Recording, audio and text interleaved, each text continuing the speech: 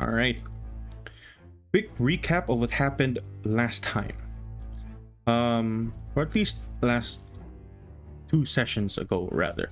Last session, you had a quick downtime for your characters, a little bit of a recon, or the retcon, as you would say, of the things that you specifically did during your downtime sessions. A few of you were buying some stuff, others decided to investigate on a few things and found out some particularly interesting information.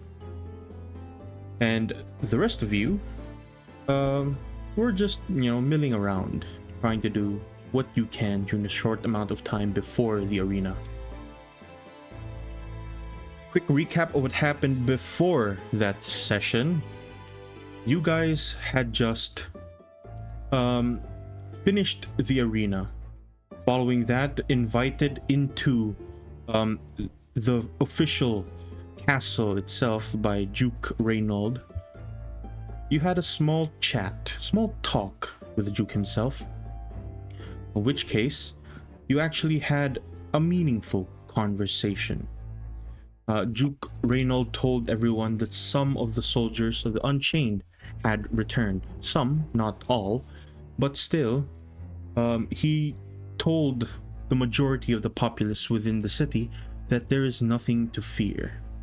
And that during this time, in your small conversation with him, he asked what all of you were thinking and how you thought things were going on with the war. Of which case, some of you had some plans they wanted to enact.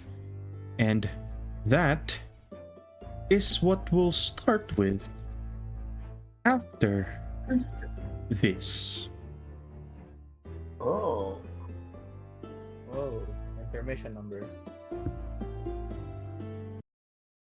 Whoa! Are we?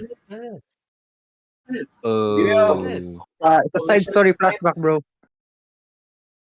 Side story flashback. NPC flashback. Commander Hark on my nuts. Commander Karthus. Is that Here's Karthus? Karthus. Karthus Oh. himself, Imagine you bro. press R. You press R, win the war. Alright. Do you see the characters on the left by the tents? Kindly pick one character. That will be the character you will play as today for a quick moment before we return back to Can the you give a city. brief for who the characters are? Yeah, I will. Or I are will you be just gonna doing let us that go in blind? right now. Frederick is the knight of the group. He is just below Vice Commander Harkin to the north. He is a rank below Vice Commander Harkin, and he's been working within the Unchained for almost 5 years now.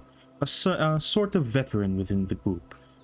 Regardless of that, he is the sort of smaller commander of the group now stationed within this location, found just south of Grim Lake. For those people that don't remember where that is over here. You are in Grim Lake, Oh. where majority of the fights are happening. Essentially the war front. Now back to the conversation at hand. I have a brain of a goldfish. Is this the enemy team or is this the chain team? This is the Chained Marches army. So this is your side. I see. All right. So, following Frederick is Brayton. Brayton is a berserker. One of the more hot-headed types, likes to go in and make some damage, do some damage rather. He is one of the newer recruits of the Unchained after having his town nearly destroyed off to the far north. He's been training alongside with Frederick for most of the time, and now he is stationed within the Grim Lake following a recent defeat. Next up is Claudia, a priest of Murax. A few of the priests that were being sent throughout the war, they usually are the healers of the group, and Claudia specifically was recruited earlier on during the initial fights of the war. Now she has found herself here in Grim Lake after a terrible defeat in Arkan Rock. Below Claudia is Raph. Raph is a druid. He used to be stationed, at least, or at least his house used to be within the western forests of Arlatan. Unfortunately, when the creatures had shown up and decided to destroy it, he had to retreat. And knowing that his forests were starting to get destroyed, in a sense, he decided to join the Unchained to fight for the Chained Marches. Wait, could you move to the other Sure, this second. map? Because we can't see the names again. Let me just do that real quick. There you go. Junction. Claudia, Raph, and below Raph is Calhoun. Calhoun used to be a spy for the War Banner, well, not War Banner, for the War Band of the Unchained. And he used to be a pretty prolific spy amongst the group. When things turned out that he had learned that certain entities with this war was not affiliated with the Empire himself, he decided to retreat and now has found himself within Grim Lake, hoping to find the next ride out towards the city. Lastly, to the very bottom side is Lameril. Lameril is the only elf within the group. He was stationed just towards the western side, closer towards the Imovar Empire, and she is a wood elf. Her clan was slaughtered following a certain attack by the Drycan, and now, forced to join the warband, she is here fighting. And that is the entirety of the group. So kindly make your decisions, and when you're done with that, tell me who you're going to be playing as. Do we initiative roll to see who picks what? Dibs? Do we have dibs?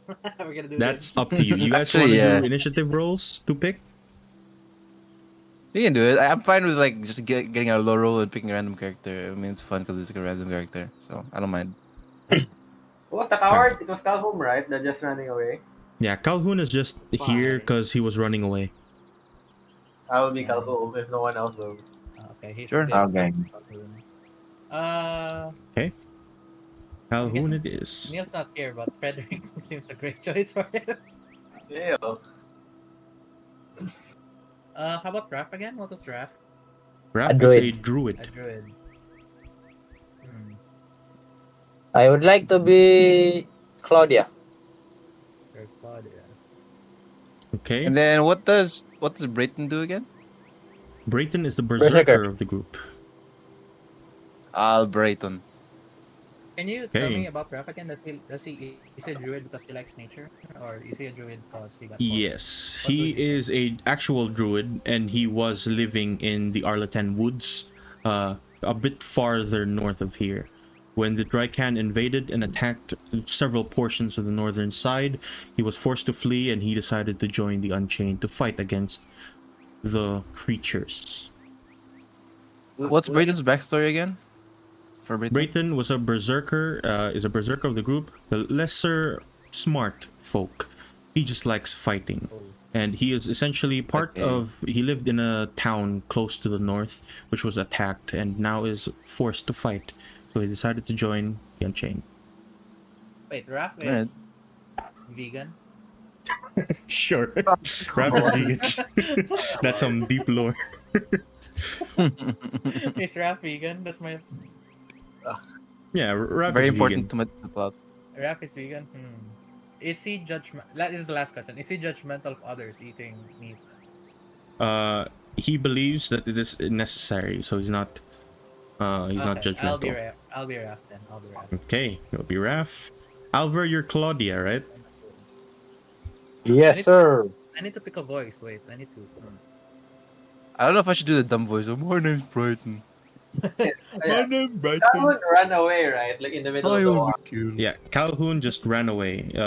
He was a spy You and he look was strong, stationed big man. in the Svartal Empire, and he learned a few things and decided, you know what, I'm gonna do some. I'll report back to station by running away as fast as possible back to the city.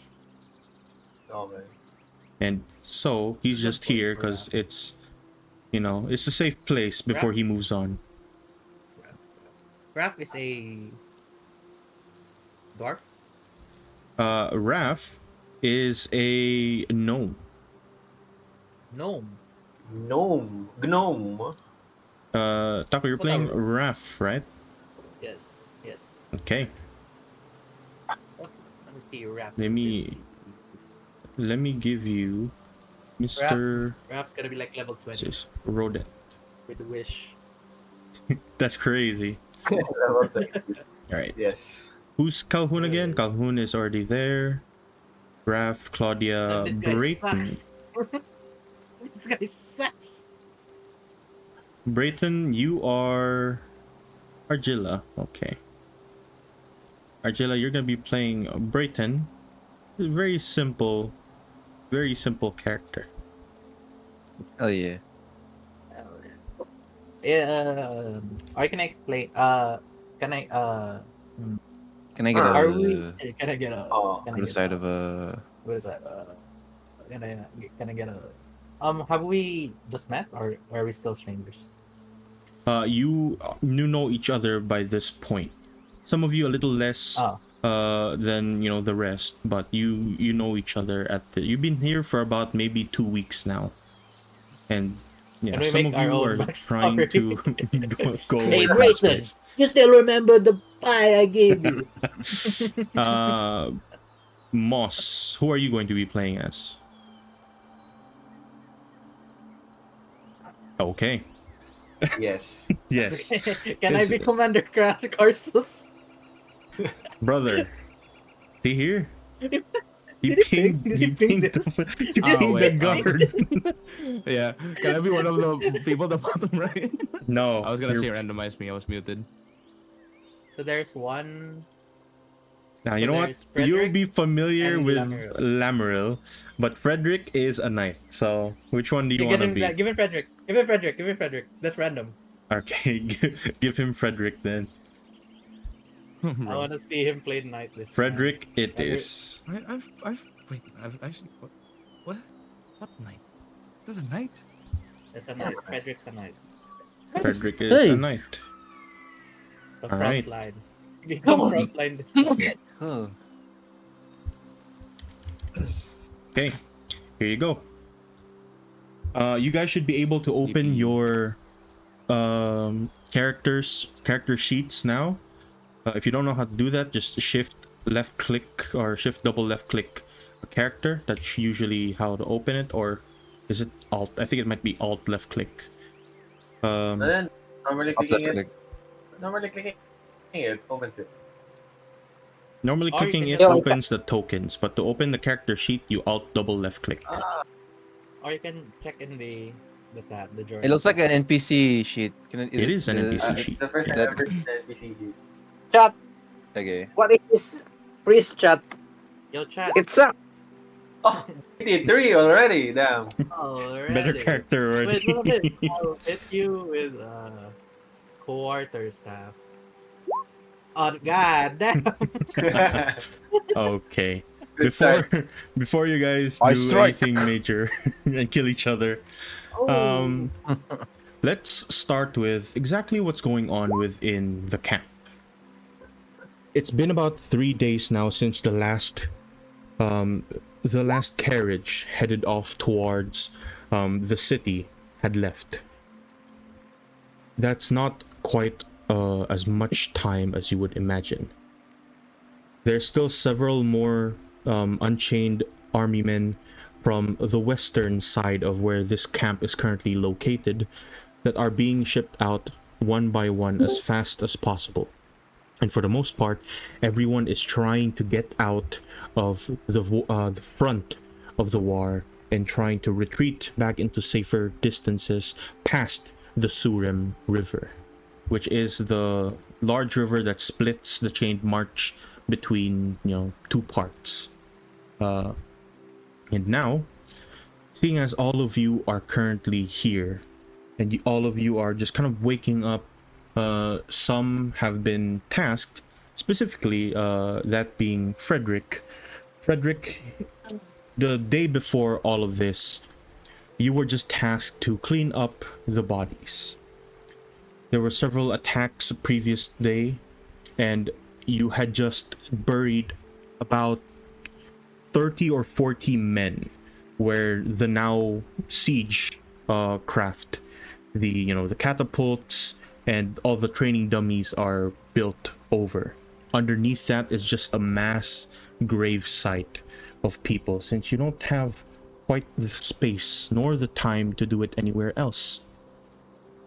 Brayton, before all of this, before your quick nap, Commander Karsa said he wanted to talk to you in the morning. Claudia, you were praying the previous day for all the dead so that they may rest in peace, and so that their souls may eventually make it away from this forsaken place. Raph, you were actually in part the greatest help of this area. Thanks to your druidic abilities, they made this wall quite fast. Calhoun, honestly, Calhoun, you've been in your tent for the most part, writing letters that doesn't seem to go anywhere, and you're not quite sure why none of your letters that you've sent since a few months ago when you were in the Svartal Empire has reached the city. And lastly, Lamaril has been working day and night, making sure that these people within the camp are well fed. He is the hunter of this group. And now, since Chester is here, can he actually hear us? Yes, I am here. Hello, if you're in guys hear me? Roll20, you are going to be playing as Lamaril today. Or for this short moment. Lamerl. He is the elf in the bottom left. I'm a ranger. Bottom. Oh, Yes. Yeah, baby. Yeah, Ranger Lamaril nice. is a wood elf, and she used to be stationed, or at least she used to live with her clan in the far western side of the Chained Marches until the Dry Can, the enemy war band, appeared out of nowhere and destroyed almost all of her clan. She was forced to help the Unchained to stem the tide so that she may regain her ancestral grounds. And now you Okay. are going to be playing as her. Alright. That would be Chester. Okay. So, kindly, everyone that's currently here, roll me initiative and we'll see who does what does who.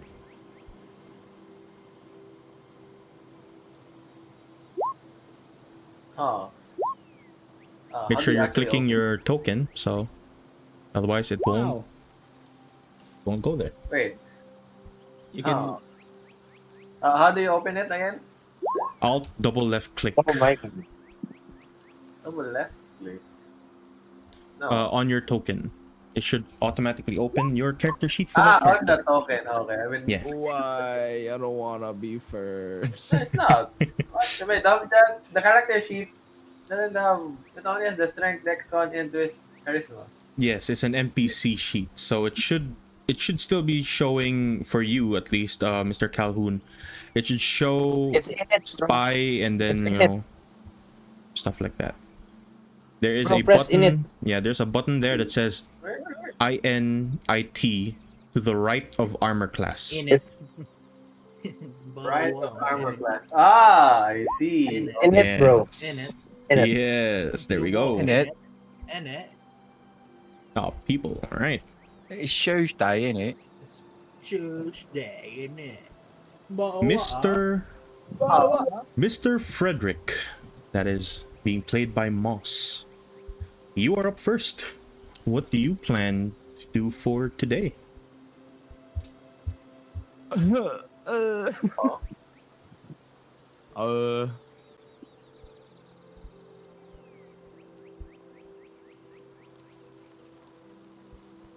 A cry.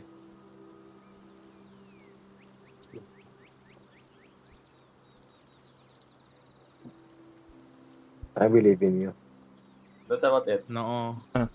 No. Well, Can I can I steal someone else's lower initiative? okay, sure.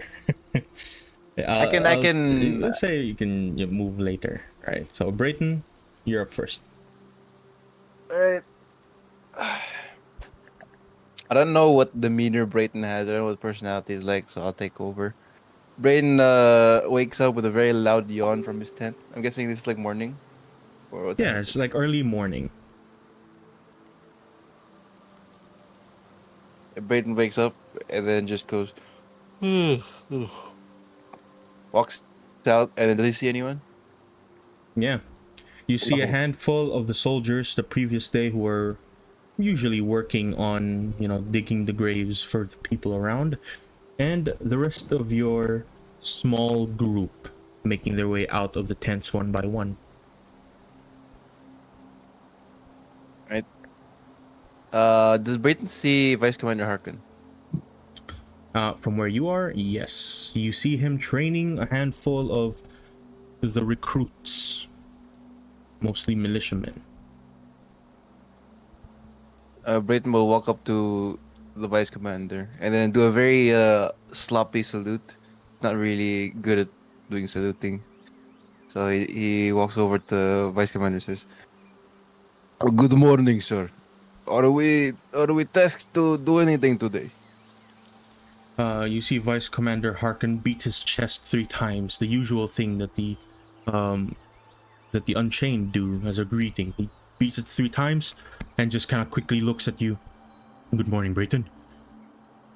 We are going to be sending a handful of our recruits out, scout the forest today. So if you would kindly do me a favor and teach these folk. You see him kind of pick out a handful of people close to you. And just teach them how to use a handful of our weapons here.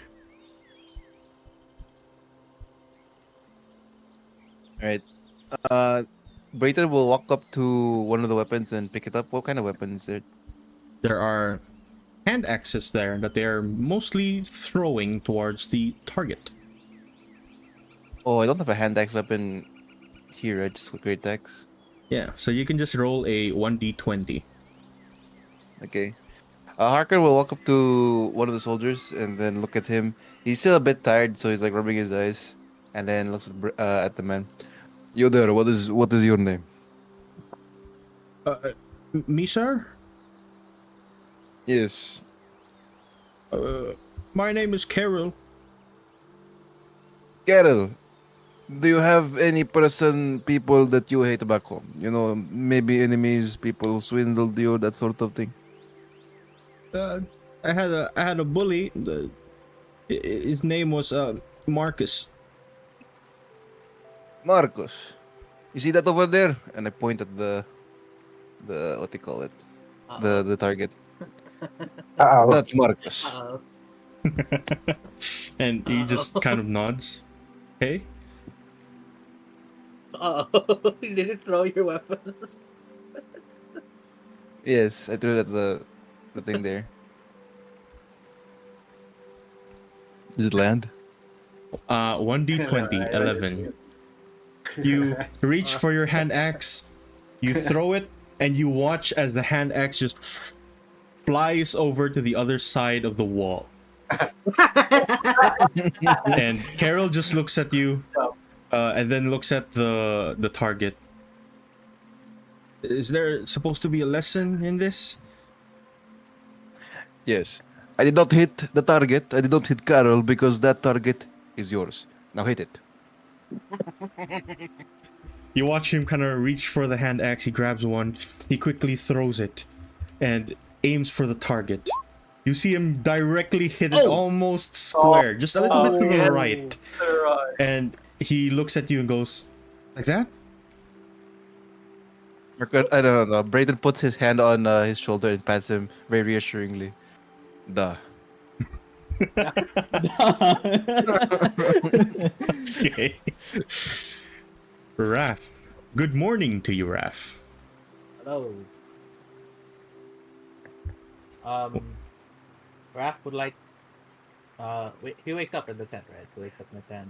Mm-hmm. Looks around, and Raph would like to go to Commander Karsus. Okay. You walk over, you see that Commander Karsus is already there. He has this large kind of war table where he has several kind of bits of paper, the map of the chained marches, and he is looking at what looks to be the several outposts where the Unchained have gathered themselves. The one you're at is currently near the southern side of Grim Lake. There is 2 more outposts to the west, about a day away from where you are. I look at Commander Karsus and I'm like, "Good morning, Commander." And Commander Karsus turns towards you. Good morning, soldier. What do you want? I ask him, so, what are we trying to do today? Are we going to march towards the enemies, or we're just gonna wait here, like sitting ducks? We are awaiting further orders from the rest of the outposts. They should arrive within moments' time by now. And do you think this, then I point at everyone here, like, is enough to hold the enemies? No, which is why we are waiting for a way out. You don't need to worry, soldier. Everyone will be out by tomorrow at the very least. Is that a promise, Commander Karsus? I've sent word via Pyra. Only hope it arrives this time. And I walk away, then I say, like, promises are hard to keep, Commander Karsus. I hope you're not one of them that breaks it so easy. Then I walk away. Okay. And I'll go and feed the horses. I'm a druid. I like horses, I guess. You decided at this moment you like horses. Okay. Raph looks like someone who likes horses. Kindly roll me a perception check. So that would be just your wisdom. Unless you have there in your character sheet. You have plus 4 to perception. Yeah, just click that. Oh! Oh, no. Just to be the hardest. No. Your perception check is actually for the several graves that you pass by. You see that none of them have any names engraved on them, just, simple soldier of the Unchained. And a lot of the graves are all across this kind of area right here. Just, covered by a handful of things, just dirt, dirt mounds over them. And it does not look very clean, to say the very least. Okay. Mhm. I would like to cast. I'll go to the to that area here, where you, right around here. Yeah. Right. I would like to cast Druid Craft, so that I make a flower to honor the dead. Wow. Then I'll say, How wholesome. All right. "Your body will Raf, serve that your is compost for that the is something that cycle." Raf would actually do. So I'll give Raf inspiration. Yeah. Don't you have inspiration? No, that's for your Inspiration's hard. characters. These characters don't have inspiration. Oh. Yeah, I have inspiration. Hell yeah. Okay. Lamaril. I don't think I explained what you were doing before all this, but a day before, Lamaril was in charge of the hunting of the animals. The one that you can see in the table to the far right there, over on this side. That is your most recent kill. Pretty large elk that you had stumbled across. Wow. All right. So, as Lemuel, as she wakes up, it's a she elf, right? Is it a she Yes. elf? Looks like a she elf. she doesn't actually wake up. She like No. gets Yeah. goes away from her Your meditative state. trance. Yep. She yo. walks towards the soldiers here, then asks them about current supplies. Let's say, other than meat, I think we should be fine with the deer carcass, right? Or moose? Is this a moose? That is a large Roosevelt elk. Yeah, other than the large elk, I asked them about anything else, such as, I don't know, vegetables, plants, herbs, if there's any more that we might need. You see, as one of the soldiers is currently skinning the elk, he kind of turns towards you. Yes, actually, we were about to ask. I'm sorry, I forgot his name, but the gnome, who helped us with the walls yesterday. We were about to ask him if he could help find some parsnips around the area, perhaps wild carrots, anything of the like. I could perhaps go with him. But I also wanted to ask about how our ammunition supplies are doing. Ammunition should be fine. Brayton yesterday was helping with making a handful of things.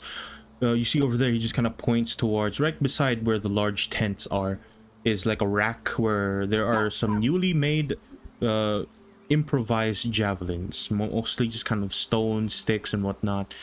And you can see that on each and every single improvised javelin is a signature by Brayton himself, just kind of written down in the stick. Okay. All right.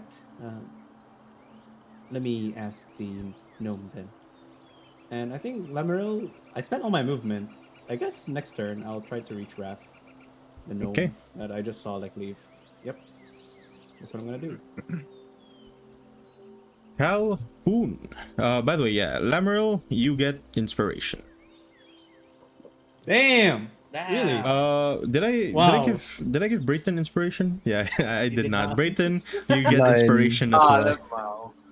Yay. We actually did what our archetypes would do, right? You would actually, yeah, What Lameril would actually do most of that. She would be in charge of the provisions and several of the supplies. will Calhoun be stuck in his cell? And he's gonna get inspiration. Nah, bro. I will cook. It's cooking. Actually, I'm a spy for the Verital Empire, right? And then I realized that something's going on.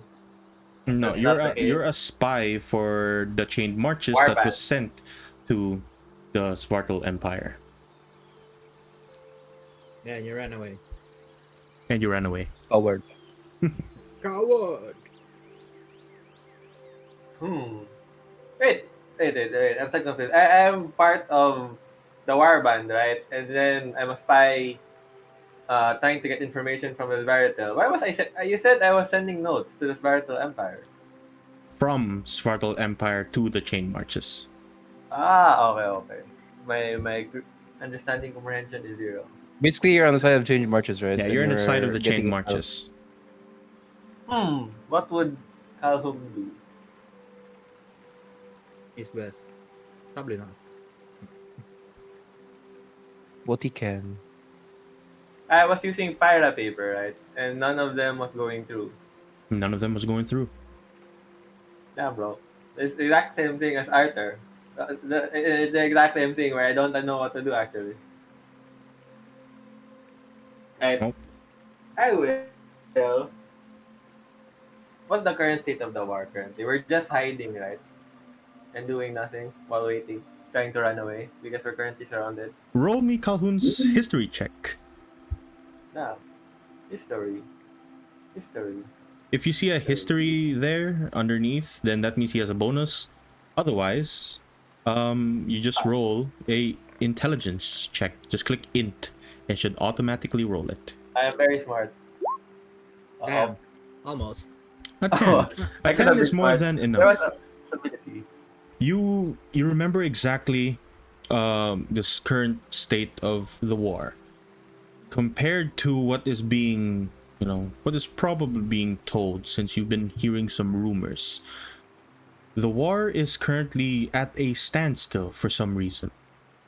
You know specifically that the Drycan, the war bandits attacking, making their way into the chained marches, although they have a small amount of people, according to the information, they are destroying thousands of your troops. And somehow, at this very moment, for a couple of weeks now, maybe months, you have not heard of any attack in any of the stations or any of the outposts, which is strange. Strange. And then I am, you know what? I am not smart enough to think. That's General Commander Karsus. No, I'm a spy, right? Yes. Oh, You know what? Do we still adhere to the 30 feet of movement speed? You don't need to, but if you want to, that Adhere. works. Yes. Word. You know what? I've been hiding for 24 hours in the room. I wouldn't actually know what this person would do, but based on my thoughts, I will leave the room after 24 hours and then go to the commander. It's like RL, you going to your work? After 24 hours, I have to go to work. So I have to choose. True. And then I Okay. will go to the commander. Uh, has Calhoun already told this information? Or does commander already know, like stuff like MS spy, right, and everything? Yeah, you would have probably told Karsus here, Commander Karsus, most of what you know, and now you're trying to get back to the city to relay the same information to the capital. Right, as a coward, but pretending not to be, I will go to Commander Carsos and say, Commander, there haven't been attacks for a while now. I think this is the best time to leave. The information we have is important. I think it should be best when, what's the place? Goldenvale knows what's happening. Maybe we can reinforce the city and survive that way. Calhoun, for that, I'll give you 2 inspirations. Damn! Wow! That's exactly what Calhoun would probably say. And in response, Karsus kind of turns towards you. You've told me this multiple times now, Spy. I'll tell you this again. None of us will leave unless we have the carriages set past for every single one of us here. And then we can make our way into the city. For now, if you have nothing else that you would like to do, return to your tent and take care of yourself. Sleep, perhaps, rest. How do you pronounce? Bless oblige. Oh, yes. That's right. So, you know what? I'll pretend to be, courteous, like, of course, the noble commander, will think that way. I shall patiently await. And yeah, you see him just kind of shake his head as you slowly make your way back to your tent. Claudia. Hello. Hello. So Hello. I wake up, then I pray a short prayer to Mirax, and after the said short prayer, I would then go to Commander Karsus, and ask what's the plan for today. Okay. You make your way towards Commander Karsus, and just as you're about to arrive, you see him kind of take a look at you. Mirax Priest. Do you have any words of wisdom for the soldiers today? Everyone could use a little bit of help with morale. I may have, but first I need to pray for the dead. Father. No, I pray for the graves of the dead, to honor them. I guess that's what I plan to do. Okay, and So then you watch as, I head off. yeah, you I watch as head off to Carson gives the you a nod, and where are you going? where the graves are actually, or where the dead bodies are. Yeah. And that would be right around where Raph is. Just kind of south of where Raf is where all the bodies are buried beneath the dirt there, and on top of their bodies are, you know, the siege craft and everything else that the camp usually needs. The supply tent is also there, back up here, and like just the general war stuff that you have are currently Oh, on wait, top of so where the graves are, or the mounds at least. me, I'm currently there. That's where the graves are. I see. So I like kneel down, then start the Murak sign. I don't know what to do. I don't know what how that works. Then I just pray like "O mighty spirits of the realm, hear our call. We gather to honor the souls of the fallen, brave and steadfast, who fought with valor in the shadow of the storm. May their spirit find peace in the lands beyond, where the stars shine bright and the wind sings softly. Grant them rest, for their sacrifice is woven into the very fabric of our victory.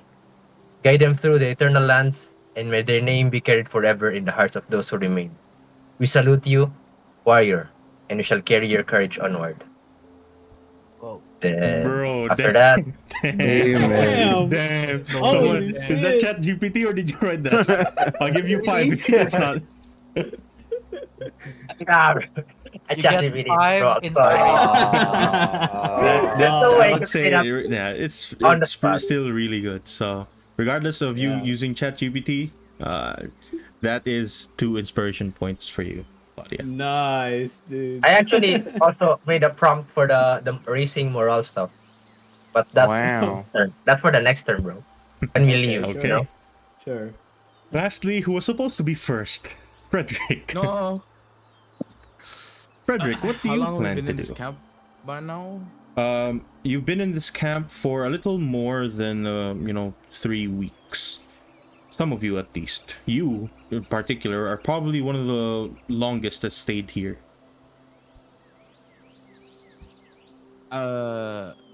After waking up, putting on his armor and stuff. What armor does he even have? He has some heavy armor. I believe he's wearing heavy plate. armor. Yeah, that's gonna take a while. He'd pop out of his tent, walk up to the vice commander. We've been mostly doing nothing in this camp, right? For the most part, you've been in charge of taking in the dead from the other outposts and burying them in these lands. Aside from that, you've just been keeping watch as to if there's any kind of development with the wars. I see. Then he turned to these troop members, people here, and I believe it'll be best if we keep the blade sharp, no? How about we do a little spar? You see the kind of the troops that you have there just kind of look at each other. He's pointing to themselves like, oh, me. You watch them as they're kind of reluctant to fight you. But you watch as Harkon turns towards you, Frederick. Frederick, I believe before all of that, there should be a message coming in soon from the other outposts as to what we're supposed to do. Kindly head towards the southern gates and see if anything or anyone is arriving. I'll see to it. And then Frederick will just robotically walk down the hall of tents. Man, I still have problems picking up the token. Okay. You get a point of inspiration for that. He would actually try and do some general work with the troop. And so, Frederick, as you make your way down towards the south, the gates there are not particularly tall. It's enough at least to keep out, the smaller animals, perhaps boars, and other smaller creatures that may try to make their way in. But this is the least fortified side of the camp. Mostly this is where the carriages enter, and the other side is the more defensible spot. And so, as you make your way there, and you kind of keep your eyes open, and as everyone is doing their own thing, you see someone off in a far distance slowly making their way here. Frederick, kindly roll me a perception check. Which is Which is where? what?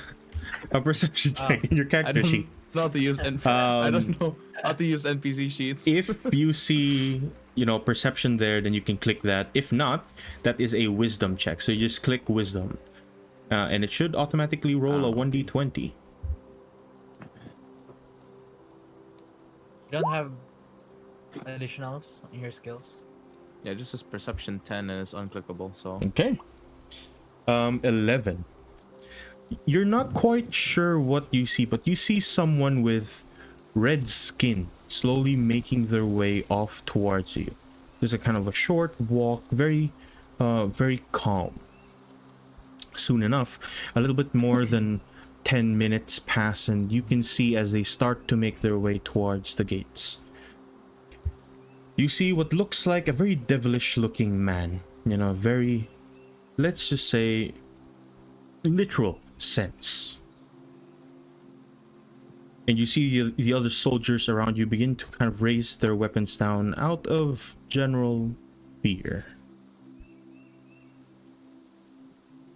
Let me was just Frederick's let me just pop this in here. You guys see that? Middle of the gates. Oh. Yeah. Shaco? Echo. You see the man. You see the man kind of smile for a bit. Hello, soldiers. You see that. You see that he is wearing this very, very heavy armor.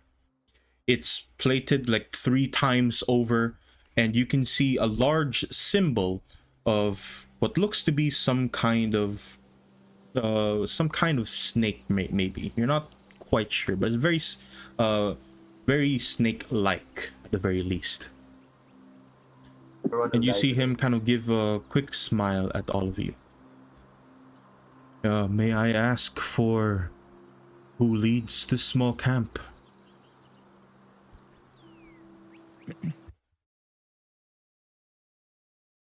Frederick just walks up to this troop member, just like taps on his shoulder and like gestures towards Commander Karsus, and then walk up to the. I keep pinging. I'm sorry. And then walk up to the I forgot the race. He's infernal. That's what they're called now. Inferno. Identify yourself. What is your purpose being here?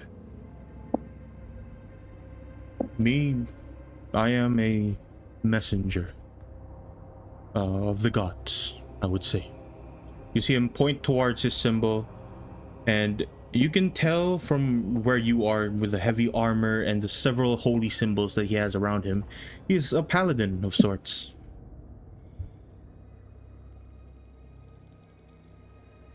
Frederick just turns back towards this troop member, like, go, call the commander. And you see him just kind of nod, and he immediately runs towards the commander. And as you do that, you see as this man just kind of gives you a smile. At the very least, you are some sort of commander. If you will not share your name, then allow me to leave you the message. Kindly tell all of your troops now to lay their weapons down, ride your horses, or walk away from this camp and to safety. And safety from what exactly? From divine retribution.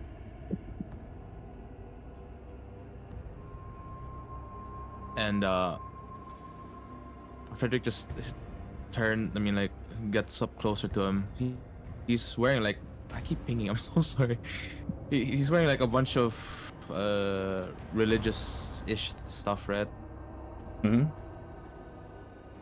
He just walks up closer. Is that a threat? No. But it is holy.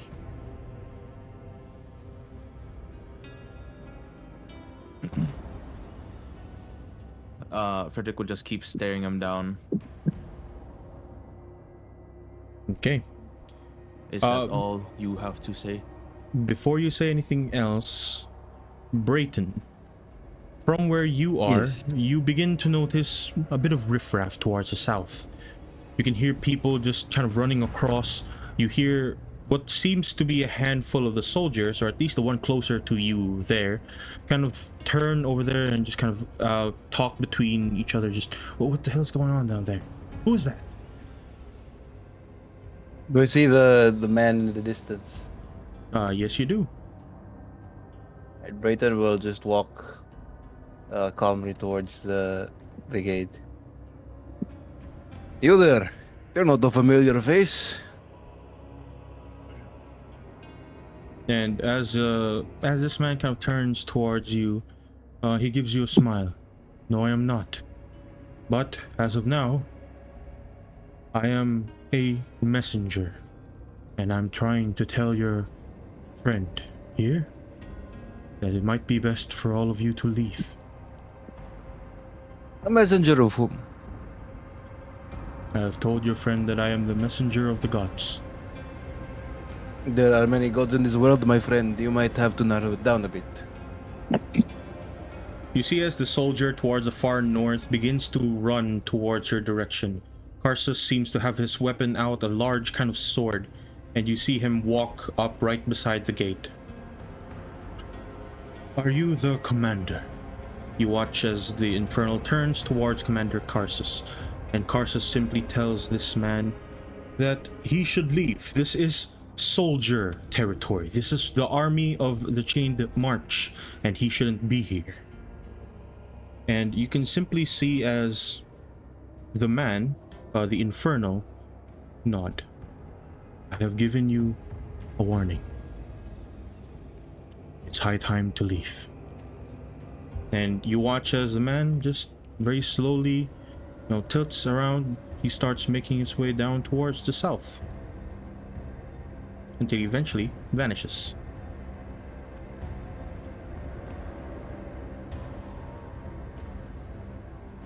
Hmm. Did you recognize this man, Mr. Commander Karsus? From the looks of it, probably a priest, or some sorts. I Divine don't remember retribution, though. they said. I don't remember if there's a temple anywhere close to here. Perhaps we offended their gods.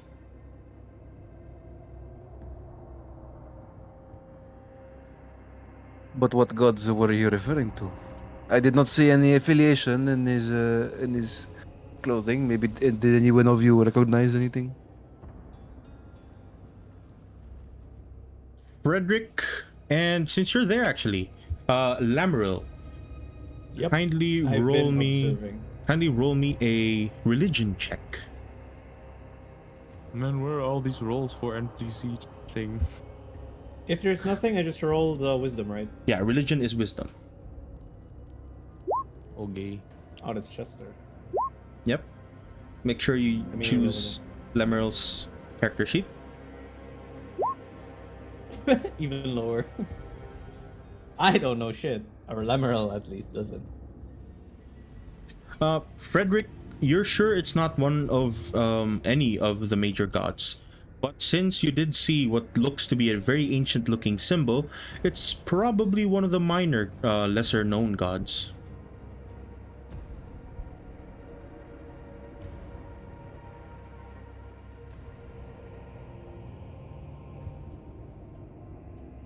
Yeah.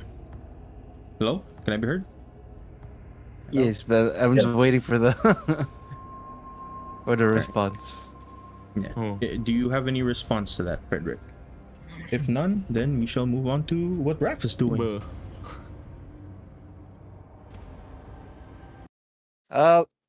Brayton will start the. Actually, he wants to look at the. Hmm. Hmm. Can Brayton try to remember or recall if their expeditions led them towards near any shrine or like religious site of sorts? Maybe that's why the priest found it worth mentioning it to us. Maybe because we passed by them before or something like that. Go ahead and make me a history check. See if you remember anything you've passed by thus far. How do I do this again? I keep on. History will be Forgetting. intelligence. If it's not there in his sheet. Oh, You're not very good. I'll just say that. Wait, you have inspiration. You have inspiration. no, I don't It feel feels- I don't feel particularly inspired right now, so I'm not gonna. This feels very Makes sense. Brayton, Yeah, this feels is very Brayton right behavior. now. Like drool comes out of your mouth already, like Oh, sorry, I snapped out of it for a second there. What were we talking about again? You're not quite sure anymore. Raph, what are you doing now? You at this point I'd probably say that you have grown all the flowers that you can, and yeah. you start to see as it begins to slightly rain, a small drizzle over the forest that you're currently in. What would Raph do? I believe Raph would go, since Commander said just to wait. I believe Raph would like to Wait. tell the guards here and the vice commander here, everyone here, like, I feel a drizzle right now, but I believe that we should get inside our tents before we get sick and die before the enemy comes. Yeah, I shall go to my tent. You see some of the Okay. soldiers, some of them at least take heed, but they all kind of look towards Commander Harkon, who, instead of that, tells them to pick up as many of the hand axes that they can and sharpen it within their tents. Including the one outside. Yeah, including the one outside. You see one just kind of, anyone want to play rock, paper, scissors? For One guy goes outside, yeah. I say Raph does that. Okay. Brayton is does Brayton hear the issue to go inside, like told to go inside? You would probably, yeah. Wait, This is a very small my camp, so you could hear it. This my tent? Well, Brayton will actually somberly look up at the sky and just stare at it while he feels the rain, like tickle his face. He's reminded of the time his village was attacked. It rained that day, or something. Bro, that's a deep backstory. All right. Lameril. Since Lameril obviously overheard like what's going on and the guy came from south, Lameril will go to Commander Karsus and ask permission if she could actually go down south and check like the supposed divine retribution, if it's ever gonna come or not. Karsus kind of turns towards you, looks up into the sky. You see that the weather is starting to be bad. He looks back towards you. If you are sure, just make sure you return within a few hours' time. We're waiting for the messages still from the other outposts. I will attempt to find some high ground, and perhaps if I see something, I can shoot an arrow with a piece of cloth to tell you whether or not I see something or nothing. If you would be so kind, I would like to take some white cloth from that tent over there, and perhaps a brown rag somewhere else, indicating danger or not. Oh, no, You all the see clouds are us- white. They just turned brown. You see as Karsus just kind of gives you a nod. Just take anything from within the supply tent up north. Anything you need to use, you may take. Otherwise, I wish you good luck. She bows her head, and then we'll do that. She will try to grab some cloth. See if she can Okay. attach it on some arrows. This is the supply tent, right? Or is this the commander's tent? That's the commander's the tent. supply tent? The supply tent is the ones by the graves, or the mounds, this one. Alright. Go here, grab like a piece of cloth. I can just, attach it to the arrow. No biggie, right? Because I'm a ranger. While you're there, can you make me a perception check? That's a wisdom check if you don't have it. Hell yeah, high perception. 18. In there you see several stacks of letters to be sent towards the capital of the Chained Marches, Goldenvale. You see one letter is particularly opened, and you see that all of these letters are written in Pyra. Pyro. Yeah, Pyra paper. That's the paper that can teleport, essentially. Okay. That one is read in common. It tells you that there is a situation happening towards the eastern outpost, and that's probably why Karsus and the rest of the people here are still waiting for another letter to arrive. Oh. So there was just a situation in Karsus, right? But then there's no more follow-up letter after. Yeah, that's why they're just waiting for a follow-up letter, which you've done for about 2 weeks now. Was there a single follow-up letter ever? No, that's what Cass just said. Like, we've been There- waiting for a follow-up letter for 2 weeks already. So, yeah. How long has the war been? 4 months? 5? Yeah, several months. I'll read it, but, it's probably none of my business since I'm not in a seat of power here. So I'll just grab the cloth. Just keep that in mind. Okay. I attach one to one arrow. It is a white cloth. I attach another one, which is a brown cloth. And I'm gonna head out. Bye. All right. Lameral, you make your way out and you begin to look for high ground. Kindly roll me a survival check to see if you find anything important out there. And while you're doing that, Okay. Calhoun, what do you plan to do as you're inside your tent?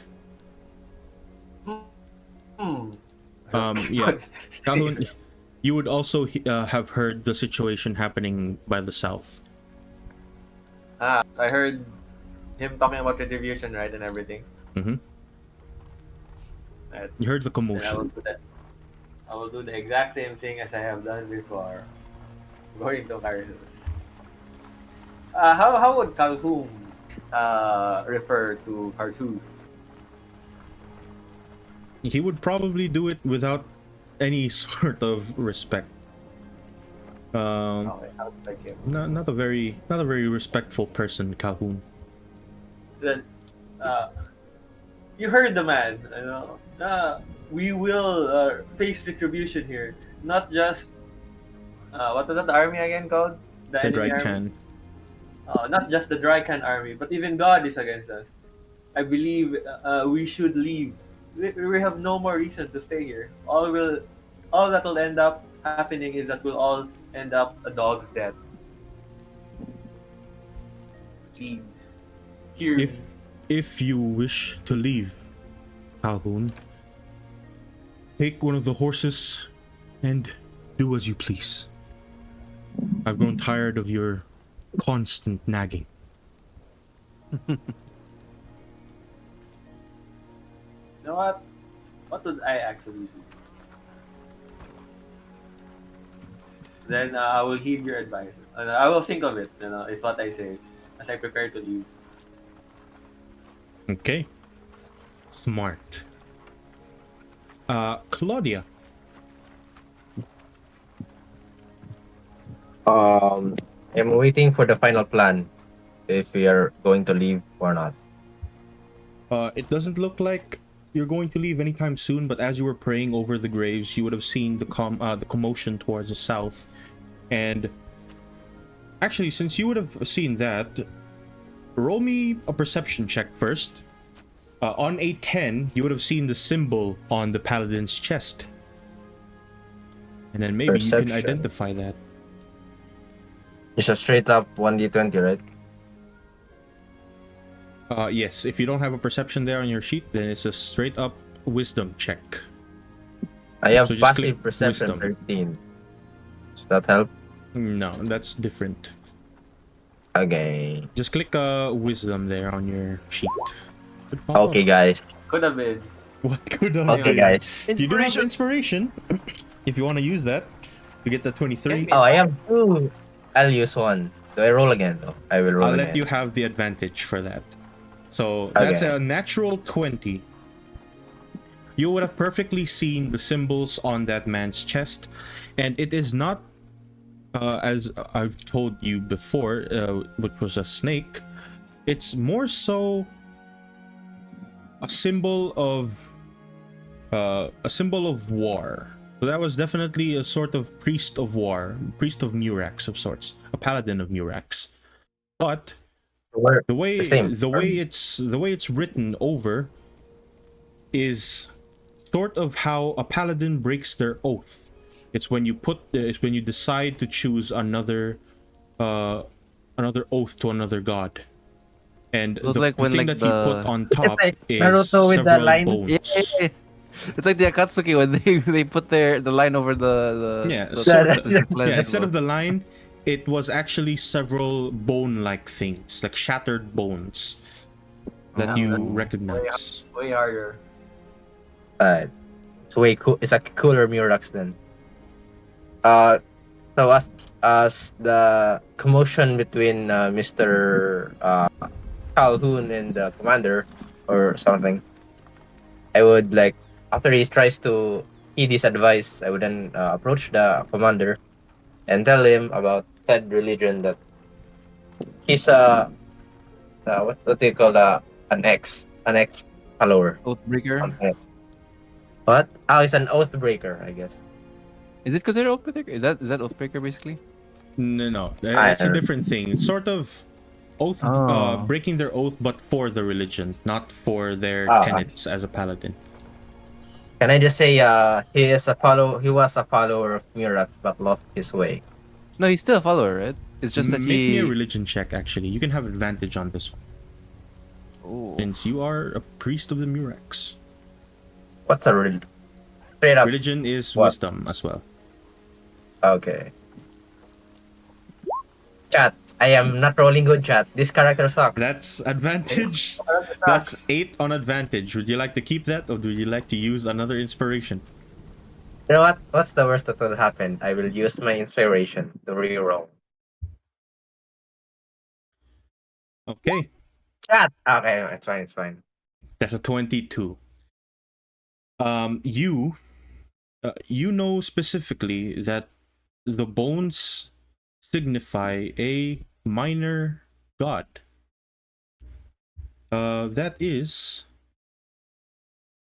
Velthar. Hmm. So is Veltar like known to everyone, or is it just for this Velthar exclusive is knowledge? a very, let's just say, a forgotten god. Before the major, the 11/10 major gods, several of the people across the eastern continent where you currently are used to revere multiple numbers, a large, very large pantheon, almost like the Greek pantheon, where there's like a god for very specific niche things, like a god for soup or something like that. Velthar is among those very, very minor gods, and specifically sort of a sub god to the god of death. Velthar is the god of bones. Wait, it's the thing. So I'll just relay that to what does that really mean if you're a Veltar follower, by the way? Are you like in a necromancy type of thing or what? Usually, yes. Necromantic practices are often a thing used with in conjunction with praise for Velthar. Then I'll relay that information to Commander Crassus or Carsus. I'll warn him about if we plan to stay longer here, we might be swarmed with some undead forces. Hence the warnings of the infernal. So I suggest we finish what we need to do here and then move back to Goldenvale. That is the plan, priest. We are trying to wait for anything. At least some kind of letter for retreat. It should be here anytime soon. One of the scouts previously reported, at the very least, that there are messengers being sent here. We're just waiting for it. So, for now, I do have my own fears. Start telling everyone within the tents to pack up. I see. I head out to the tents, then talk to the people there. Okay. Then yeah. Frederick, before we go to Lamerl and our adventures outside. My turn. Yeah, Frederick, what are you going to do? He just turns to Brayton a little.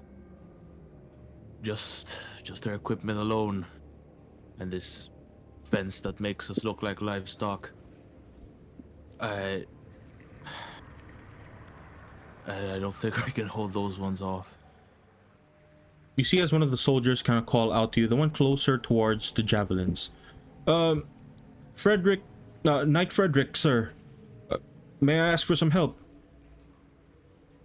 Of course. And then he'll just, oh my god, just walk towards him and I guess pick up the box of crate of javelins. Yeah. You see him just kind of, he's helping you out with that and whatnot. Chester / now Lamerl, are you here? Mm-hmm. Yes. Do I roll for survival? I did a roll a while ago, but I don't think that'll count. I want to 14. Yeah, if you want to keep that, I'll let you keep that, but if you want to reroll, up to you. I'll just reroll then, since I just clicked on it. Rerolling. Okay. 17 this time. I'm gonna keep this. All right. You make your way up several kind of smaller hills until you eventually make your way to a very nice vantage point. From where you are, you can see several people. You can see a handful of what looks to be merchants or some sort, a carriage making their way towards your camp. But okay, you also see, making his way towards that carriage, you see the Infernal slowly making his way there. Kindly roll me a perception to see if from where you are you can hear. Oh damn, yeah, you can hear. You have some good hearing sense. Yeah, I just also realized I have. You have advantage, so that's 21. Yep.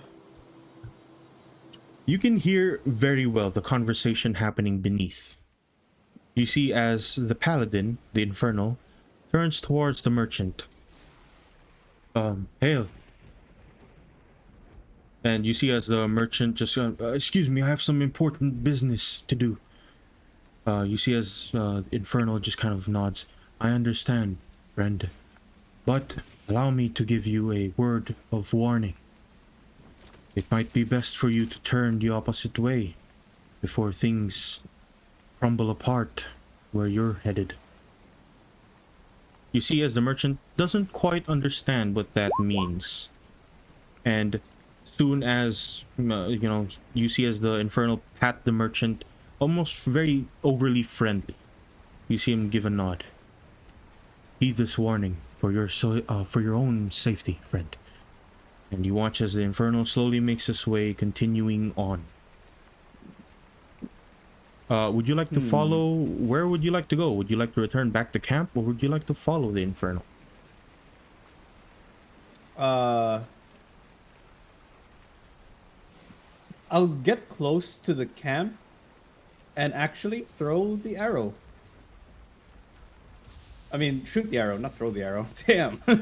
That's some crazy throwing strength. It's 600 feet, by the way. Yeah. Oops. What would you? How do I Oh show no, this? that I won't count that. Yeah. What would you like to throw back? Huh? The brown cloth. That's a warning. Like, he's actually like, keen on telling people to leave. So I'll just take that as a bad omen, Okay. as an elf would do. You get closer towards the camp. You shoot the arrow. You see it fly across the air, and eventually it'll reach camp. But for now, are you headed back to camp, or are you gonna keep following? I'll keep following. I'll keep following. Okay. See what I can This do. time, roll me stealth. Stealth. Ahaha. I have +6. Ooh, 15. 15.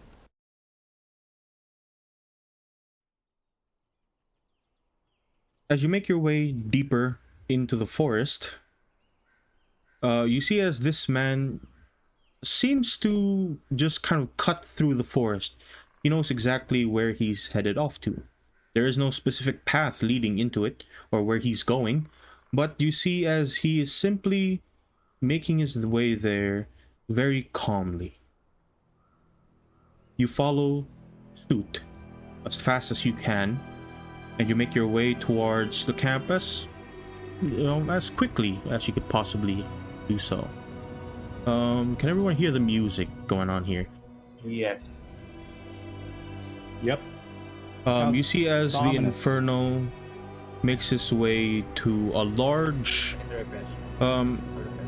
let's just say a relatively large clearing.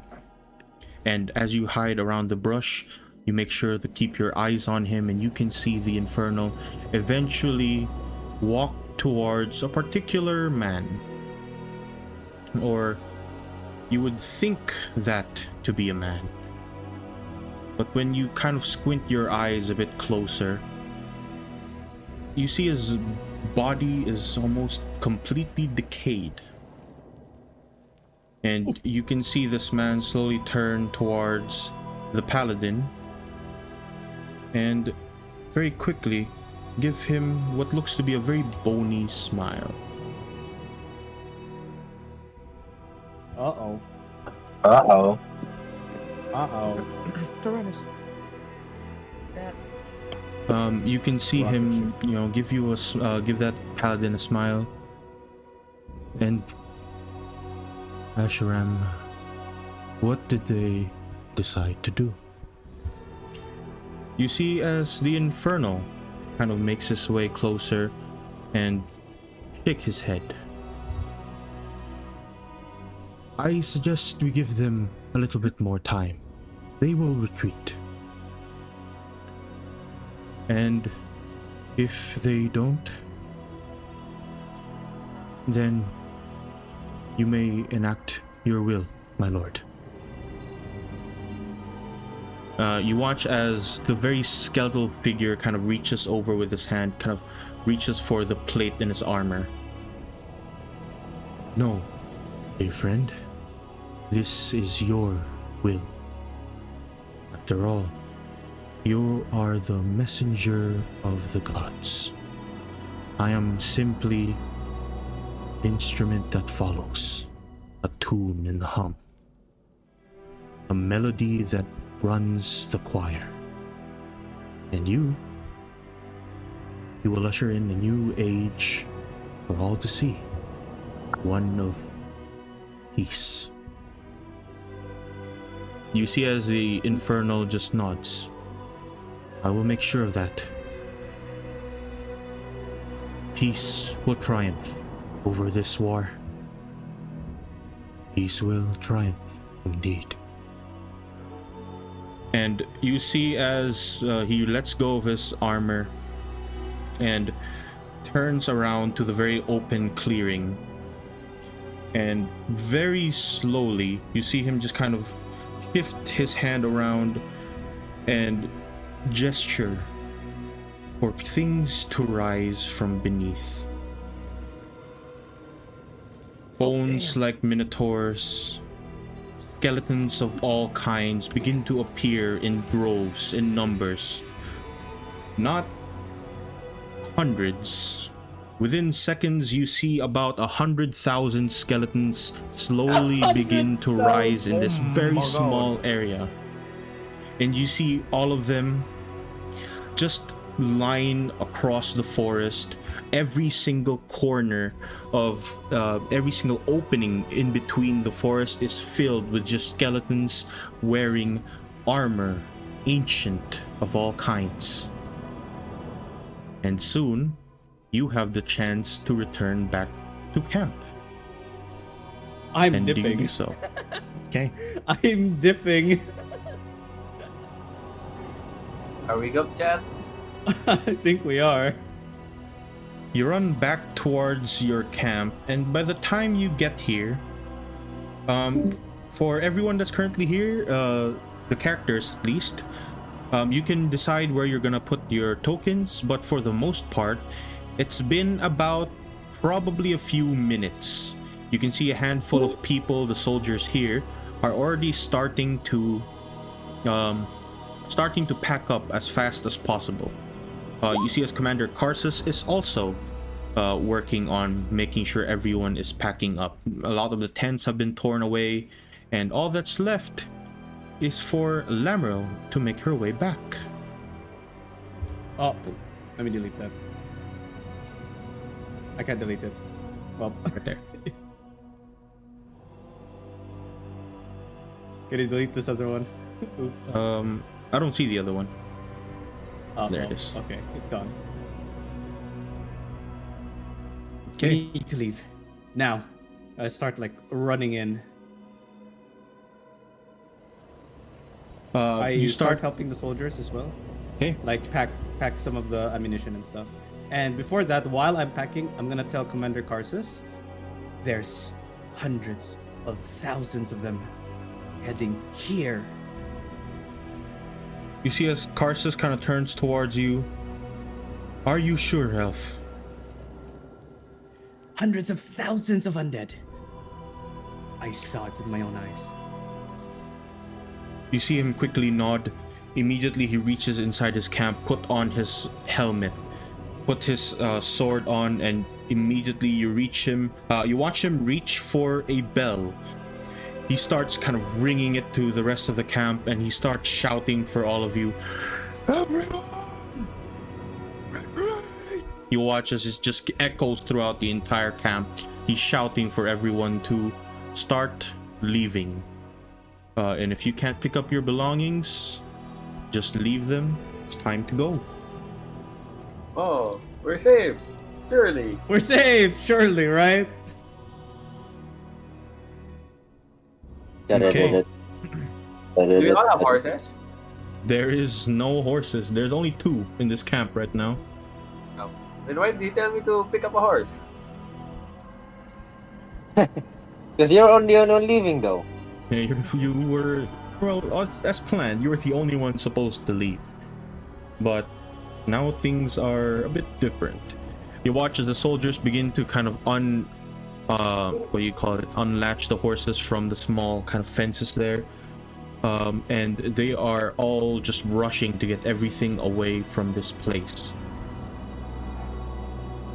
And let's see what happens here.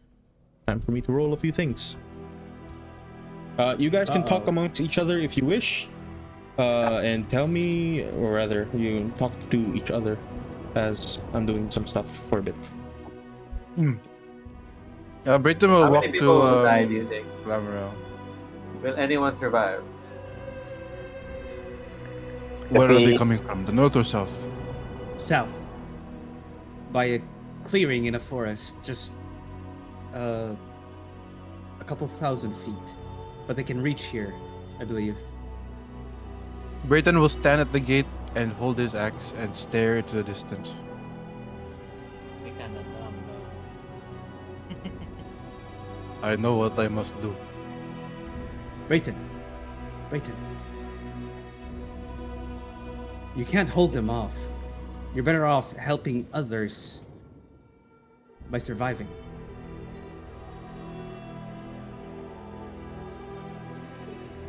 Brayton continues to stare into the distance. As you do that, Calhoun, you hear someone begin to run towards your tent. Very quickly, your tent just opens up, like just rips apart. You see Karsus wearing his helmet. He reaches for several letters and hands them to you. You said you wanted to leave, Calhoun. Yes. No, I actually just watch him, like flustered why he suddenly came in. Take this, grab a horse, and go. You know what? I will. I'll make sure, the message is sent as if I'm actually not doing this to run away. And then I just leave. With the horse, right? Where's the horse? I will leave off the wind. I'll make sure that the message is sent. Commander Carlos. And Where's the you horse? watch him nod. The horses are towards the north. Here, aha. With safety. I'm safe. I am safe, surely. Is that I'm a death free. clap? It feels like a death clap for Calhoun. No, bro. What do you mean? I see no way how I will die. How Cahoon will die. I'll Karsus make makes sure his to way deliver the off message. towards the southern gate, immediately towards you, Brayton. Brayton, what are you doing here still? Make your way towards the northern side. We walk. Do you think they can catch up, Commander? It only took minutes for the elf to make her way here. It will only take them minutes. Then I will wait. Okay. You're a brave man, Brayton. You watch him shout out towards the rest of the group that's still there. Knight Frederick! Make sure everyone makes their way out of this camp. Ensure that there are no traces. Any shots for you, And, Frederick? Frederick just quickly nods, takes one good look at the camp to see if there's anything more important to pick up, and runs to the rest of them. Okay.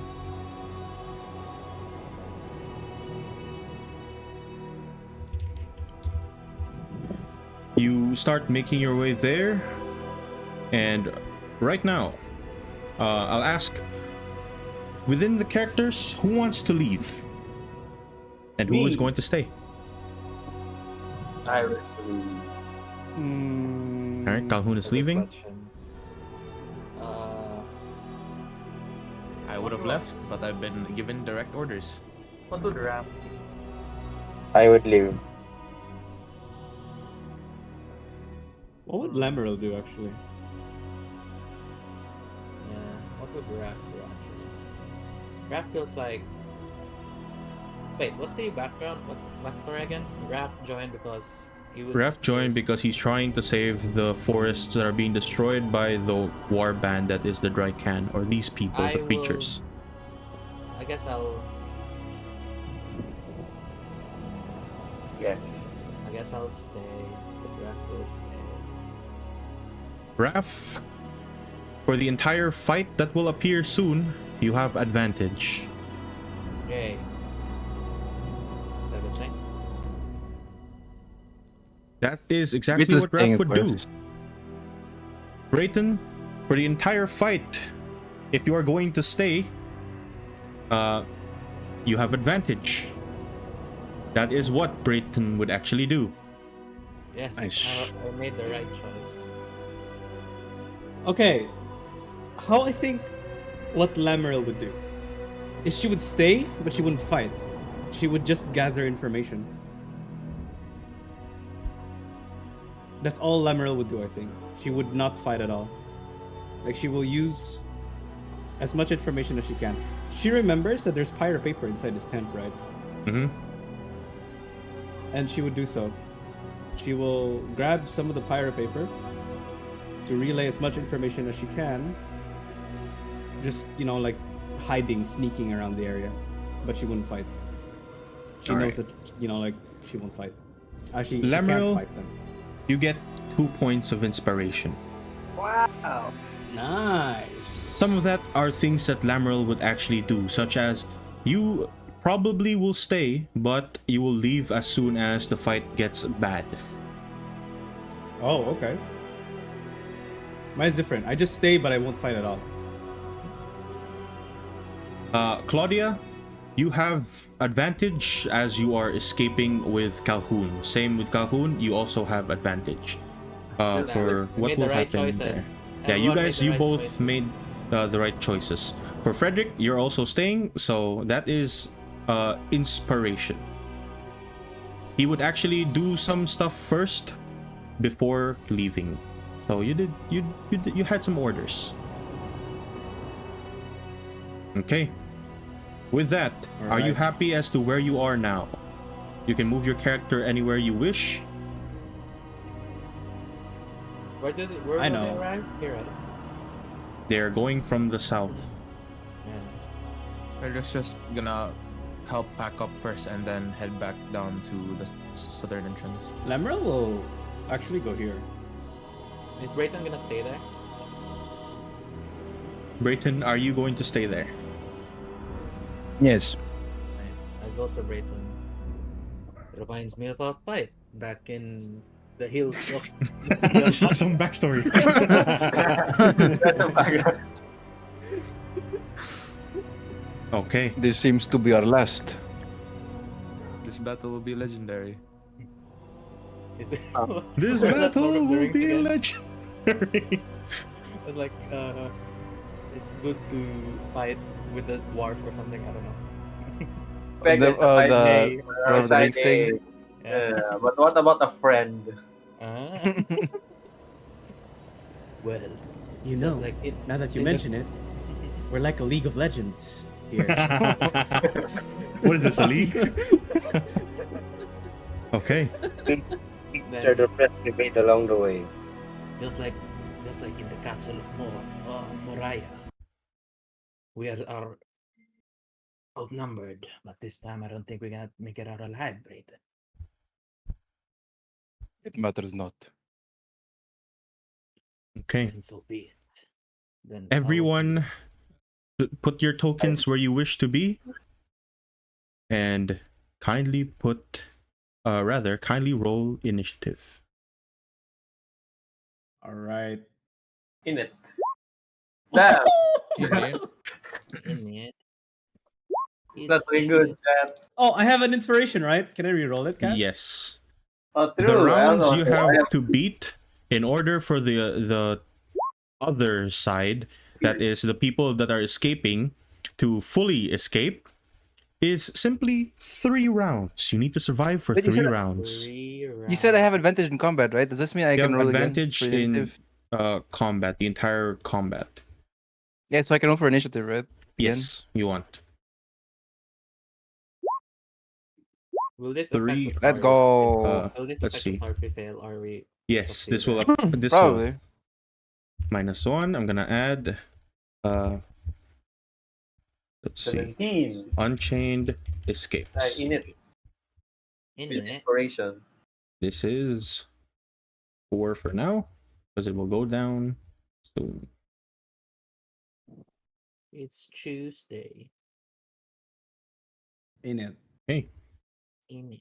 So the people currently escaping now is a handful of grunts, a handful of soldiers, new recruits, Calhoun, Claudia, and Vice Commander Harkin. All 3 of you are making your way away as fast as possible You are carrying a horse and a carriage with several items inside.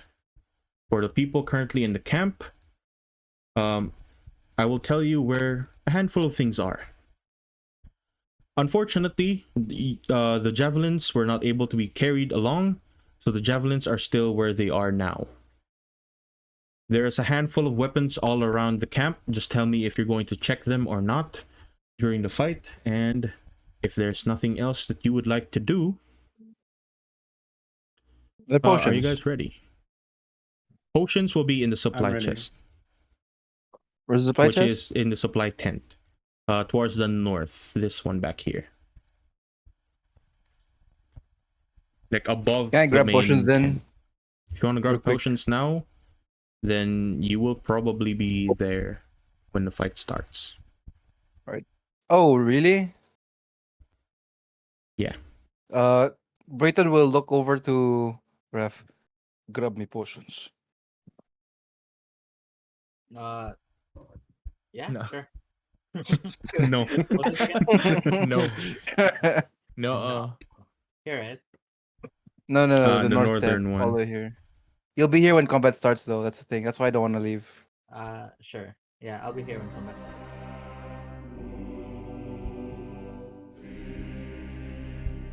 Okay. With that, sooner more than later, things begin to appear. Off in the Where's mine? southern side, Kahoot. you'll be on the other side, Calvin. Don't worry about it. You'll be okay. not here for now. Is Claudia with me? Yeah, Claudia shouldn't need to roll for initiative. Oh, my bad. There. Okay. Brayton, slowly approaching you, is the same paladin from before. And as he arrives onto the front, you see right beside him several large creatures. At this point in time, they all seem to be relatively calm. This looks to be a forefront of the charge. Not a lot of them yet.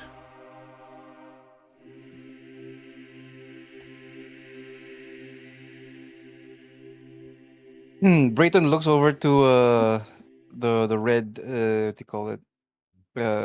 What's the term? What's the term again? Inferno. No. Yeah. Inferno. Yeah. Brayton looks over at the Inferno and just says, "You mentioned divine punishment. It seems you fancy yourself a god." I am but a follower. A messenger. As I've said before.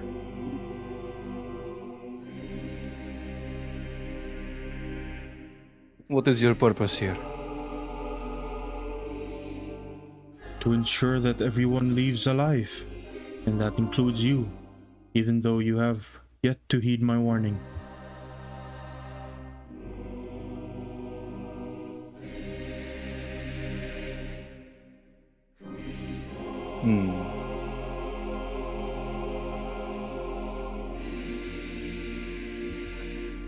Brayton will look up to the sky. It's still raining, right? Yep, it's raining, if not slightly. Right. He looks up to the sky, closes his eyes. You can't tell if it's tears running down his, the sides of his face, or it's the raindrops. He opens them and steels himself, looks at the red man and says, "I am Brayton Romanovich, elder of the Romanovich tribe, and I honor my forebears to combat." And I steel myself. I use a dodge action, but it's roleplayed as me stealing my resolve, just like... Okay. Nice. Okay. Like, or just like muscling up, ready for attacks. If so, combat begins. And you are up first, Brayton.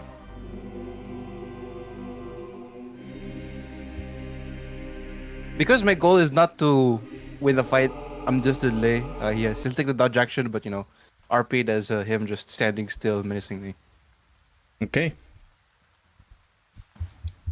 If so, then up first, you see this large creature right in front of you, this skeleton of a minotaur, begin to just kind of rear its head. Instantly, you watch it charge past. It is going to ignore you, but he's going to rush through the gates and try to make its way towards the center. You can make attacks of opportunities, both you and Frederick. I shall.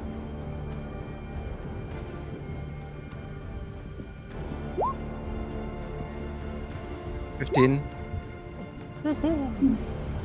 Yum. Damn, okay. A 15 and a crit 25. Damn, that hurts. Both hit. I can remember how to roll attack, man. Just click attack on the button there on the chat bar. So that is 11 plus 27. 12. 27. Huh? Probably has 500 So- HP. No, it's 20 plus 7, so 27. Right? No, for Mr. Frederick, it's 11 plus the max of 2d6 is 12. Oh, that it's, it's brutal crit, right? Yep, Oh, that is what, 23 plus 7. 30. Alright, 30 points of damage. Immediately as this creature starts charging through, breaking the gates, both of you just quickly slash across, and you manage to just destroy several bits of its chest. It's like armor that's dangling off, its horn breaks apart, but you see it just run straight through for your commander there in the middle. Frederick, it is your turn.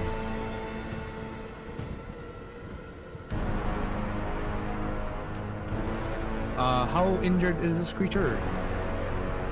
It From those looks, two blows. it still looks a bit healthy, but you see several bits of its body is already gone, broken. Do I know Karsus to be proficient in combat? Yes, Karsus is a veteran in combat. Then Frederick will jump over this fucking farmhouse fence and scream at the top of his lungs. Leadership. And now we'll just pose next to Brayton and also take dodge action. We're doing JoJo poses. Alright. Then off fighting the large minotaur there, you see as Karsus just begins to attack. And the skeletons begin to move forward. These ones back here, you watch as some of them are just rushing straight through the gates. And since you guys have already used, you can use attack of opportunity if you have a reaction. Otherwise, Only one reaction, right? Nope. Yeah. then these guys are just rushing through. Right, no, These you- ones are going ahead to over here. First off, Karsus. You see Karsus get immediately gore rushed by this creature. You watch him reach for his longsword and start slashing away. He can add a d4 to his attack. Ooh. To all of it? And that's what it says. It doesn't say there's a limit. Yeah, whenever it makes a attack roll or saving throw for 1 minute. So Benefit from only one leadership die at a time, so probably one roll. No. The one at a time probably means that you can only have one leader. So you can't have two leaders you're stacking right. buffs. Yeah. Yeah, you're Smart. right. Yeah. Alright. Then all three of those, except for the center one, I guess. It doesn't really matter. But that's a 12, and that is an 18. Thankfully, due to your leadership, both of those will hit. Yippee. You see him slash away at the creature. It's not doing as much, but he is constantly just slashing away. 1, 2, 3. And now, in front of you, as these skeletons begin to rush past the gates, these three. Two of them will attack Brayton. One will attack Frederick. What does dodge even do again? They have disadvantage to hit. Ah, okay. This is the two on Brayton. This is disadvantage. And then this is the second creature. So the first one is 12, right? And the second one is 7? Yeah, the first one is a 12, the second one is a 7. Both miss. You quickly dodge out of the way as it starts slashing right in front of you. And you are blocking them with your axes, moving out of the way, and you are just standing ground. As for Mr. Frederick, you see a short sword slash right in front of you and absolutely go nowhere close to your armor. Let's go. Lamaril. I see some fighting going on, right? Yes. From where I'm at. I'm up this tree. Where are you? Nope. I can't find it. Up this tree. Top right. There's a tree. Oh, yeah, I see it. Yeah. Seeing as these two idiots are just right in front of the massive army, Emerald will say, "Damn it!" and she'll take the action to dodge, to dash, to climb down. There'll be how tall is the tree? About, yeah, probably like, this is probably a shorter tree there because a small one. Okay. Sorry, did we skip ref? Did we skip ref? We have the same. We have the same. Yeah, you're 7, right? Yeah. So it's below Okay, okay. there. Okay. Then,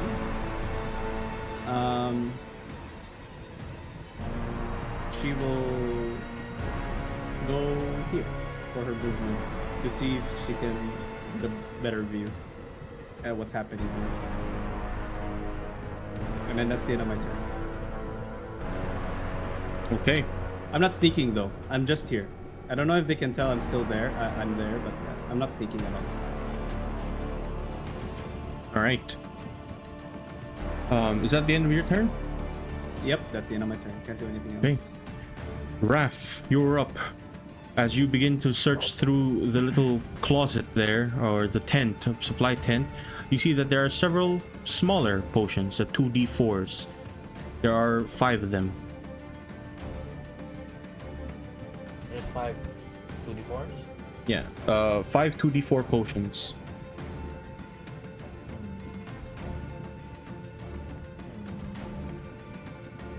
And I'll pick them. Yes. I'll pick them You're up. gonna... Can I pick everything up? Depends on your roll. Roll me a sleight of hand. Anything above 10, you can pick up. No, you can pick up all of them. Anything less, then you can only pick up 1. No. Dex, right? Yeah, that's a dexterity check.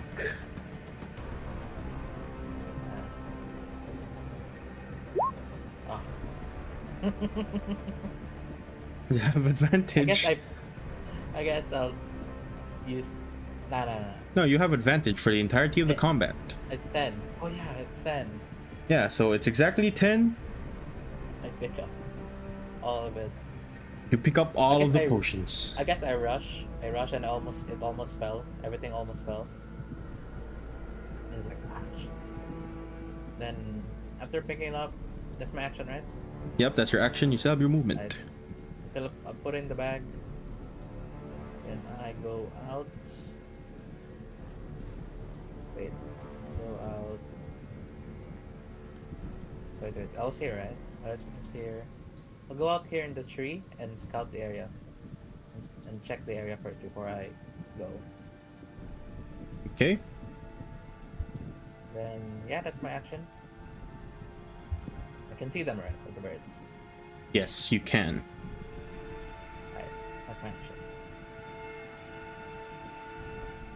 All right. Timer ticks down for your escape. Slowly but surely, you guys are making your way away from the camp. For the characters, kindly roll me a d20. Anything above a 10, which means that you're in front of the escape. Anything below a 10, that means you're slightly towards the back. These are people running away, right? Yes, this is for people running away. All right. Mr. Calhoun, you're making your way far to the front, and so is Claudia. As you, Vice Commander Harkin, and Calhoun, all three of you guys are up in the front. The rest of the soldiers are carrying your carriage.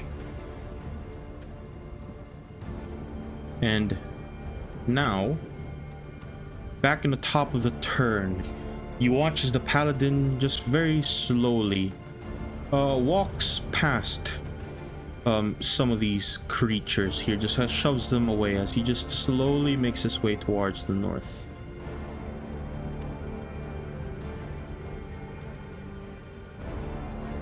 Brayton, it's your turn.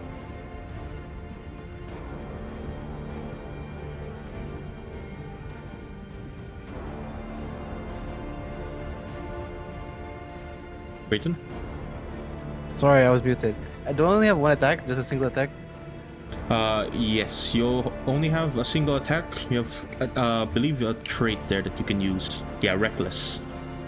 Yeah, but the problem is I already have advantage on everything, so I can't be reckless. I don't need to be reckless. That is true. So my trait is kind of useless. I will just use my great attacks, and I guess I won't be the hero. I have to clear out these enemies first. So I'll great axe the guy to my left.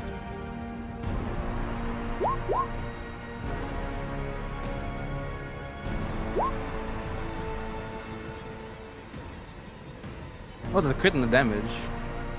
Oh, damn. You quickly turn towards the guy on your left and just break through its entire ribs. Just fly across the entire wall there and just splatters all around. Just jumps off. This thing's destroyed. I slam it down to the ground. Then as my head is still like turned down, it turns to the left and faces the other skeleton with like, it seems like a calm rage in his eyes. He doesn't need to be reckless, but he knows he's angry. He's aware of his hatred, his vitriol. Okay. And he ends his turn. Vitriol, that's a word. Yes, it's a word. Raph. You watch as the large Minotaur skeleton right here starts just attacking the commander. And we'll see if it's any bad or any good.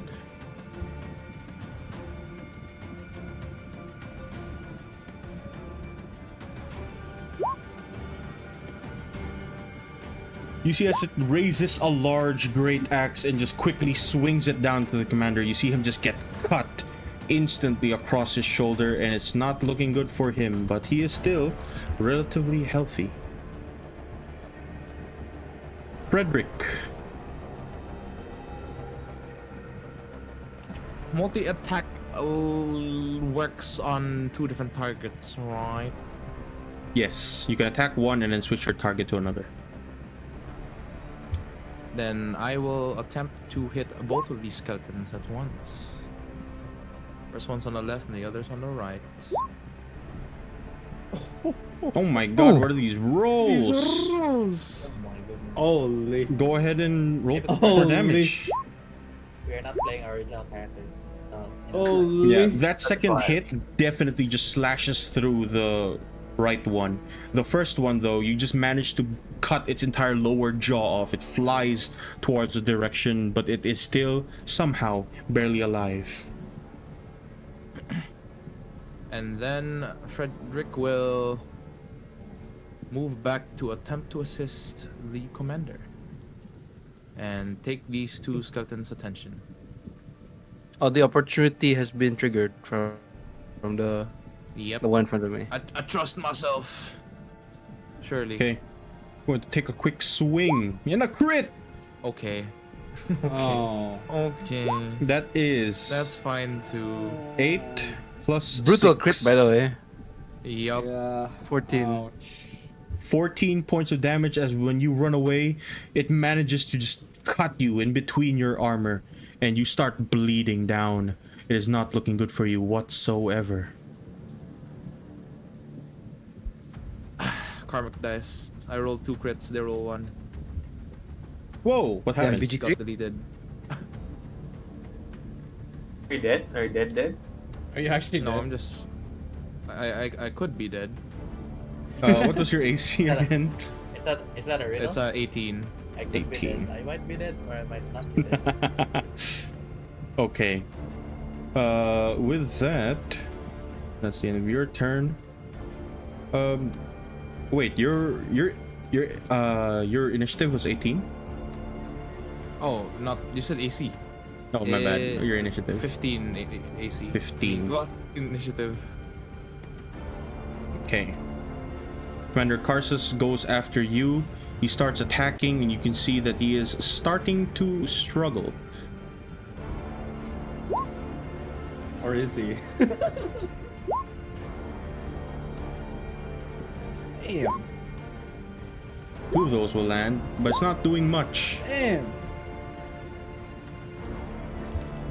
This creature in front of you, this massive minotaur, is not getting chipped whatsoever. And Brayton, you begin to realize the severity of your situation as more begin to appear from every single corner of this forest, climbing the cliffs, some of them making their way through the forests, and others Oh my god. very slowly reaching the side of the cliffs there. It's winnable, chat.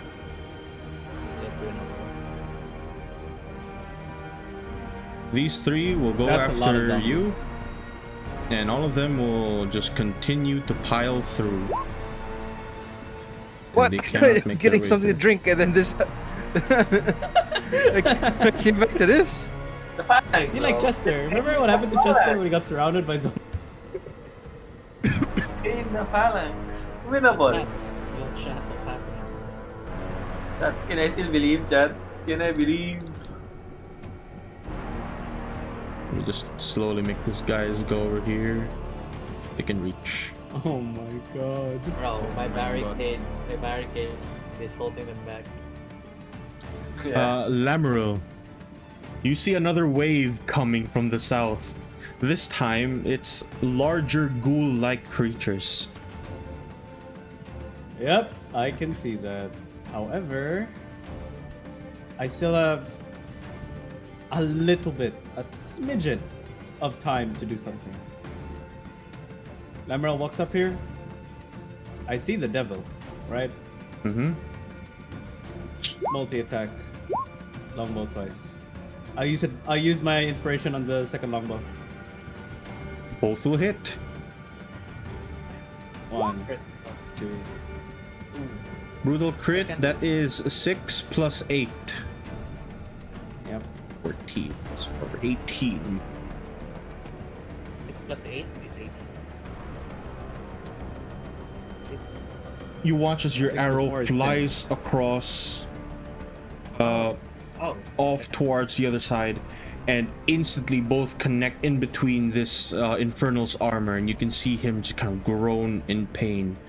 Then he turns towards you, his smile seemingly very alike to your other character. The smile doesn't fade away. Foreshadowing. Okay, I'm a bit spooked. maybe that's. But yeah, that's They study on medicine. I still have some movement.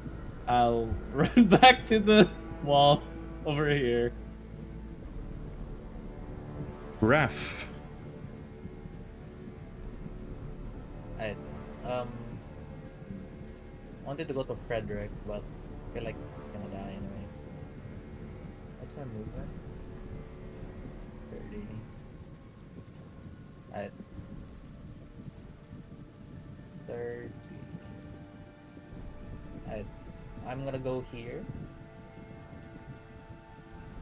Where is the demon looking actually? in your direction. Damn. Lamoureux, why?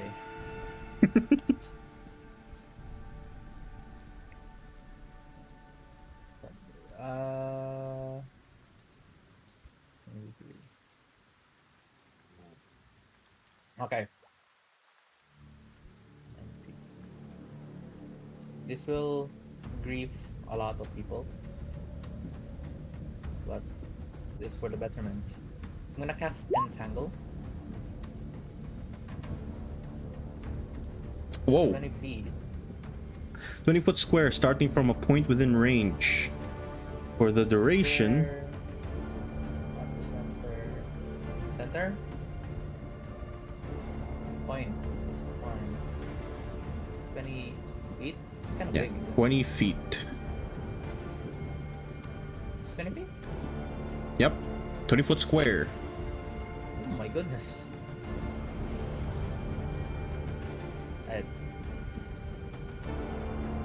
I'm gonna entangle. There. Can you All see it? right.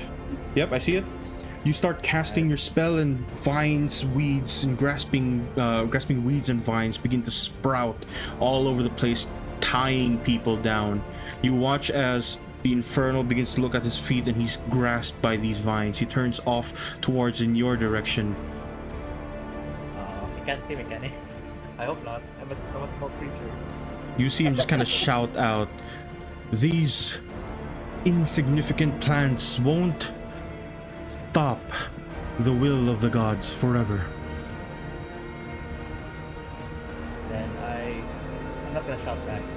I whisper like, yeah, sure.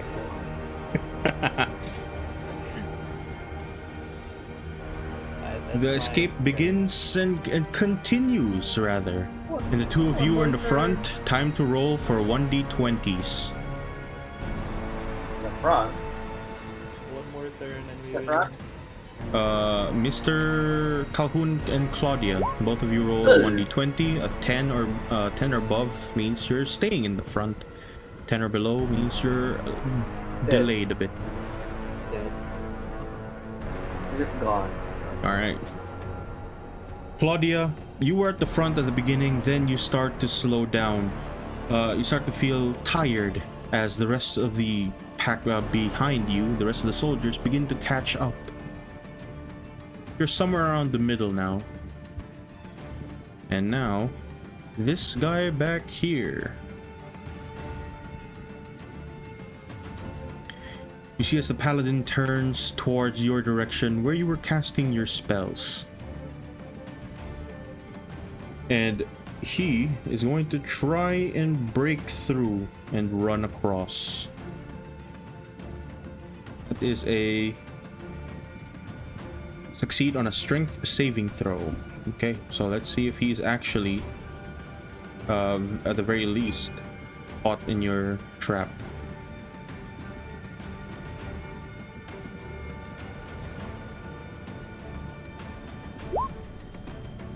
He wasn't caught by your trap. Man. It's not full DC. Man, that sucks. So instead, he's going to run straight across the field here to try and get to you. Can you reach that? Yes, he can. DC 12. He's just going to start running across, making sure that he reaches you, and you see him with a flail in hand and shield in the other. But he won't be able to attack you in this turn. Brayton. Yes. Yes, Brayton sees that he is, well, he's dead. But he believes he could do one more good thing. He how wide is his entry point actually? About 15 feet.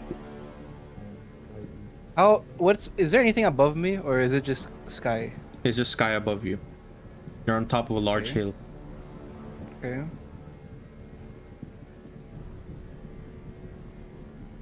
And With Brayton's limited brain capacity, he will think to himself, "Oh, if I have them pile on me, then I can create a big enough wall that will be hard for them to climb over." actually, So Brayton will look around with desperation in his eyes. You can see he's actually now crying, and he screams, "Face me, you cowards!" And I try to like pull all of the Like taunt all of the skeletons. They might not have the brain capacity to do that either. So Number two. instead, what you can do is, how about this? You can try and start just grabbing the skeletons and making a wall yourself. I'll allow you to do Oh yeah, that. yeah, yeah. Yeah, I'll do that. So I'll do strength checks then for shoving. Make me 2 strength checks. A DC will be 12. I have advantage. You have advantage, so... right? Damn. Oh, that's a 23 and an 18. You grab a skeleton in each hand and you start making a wall to ensure that nothing can come past you and these skeletons. This guy is Wilson. Eat cray cray. Eat cray indeed. Right.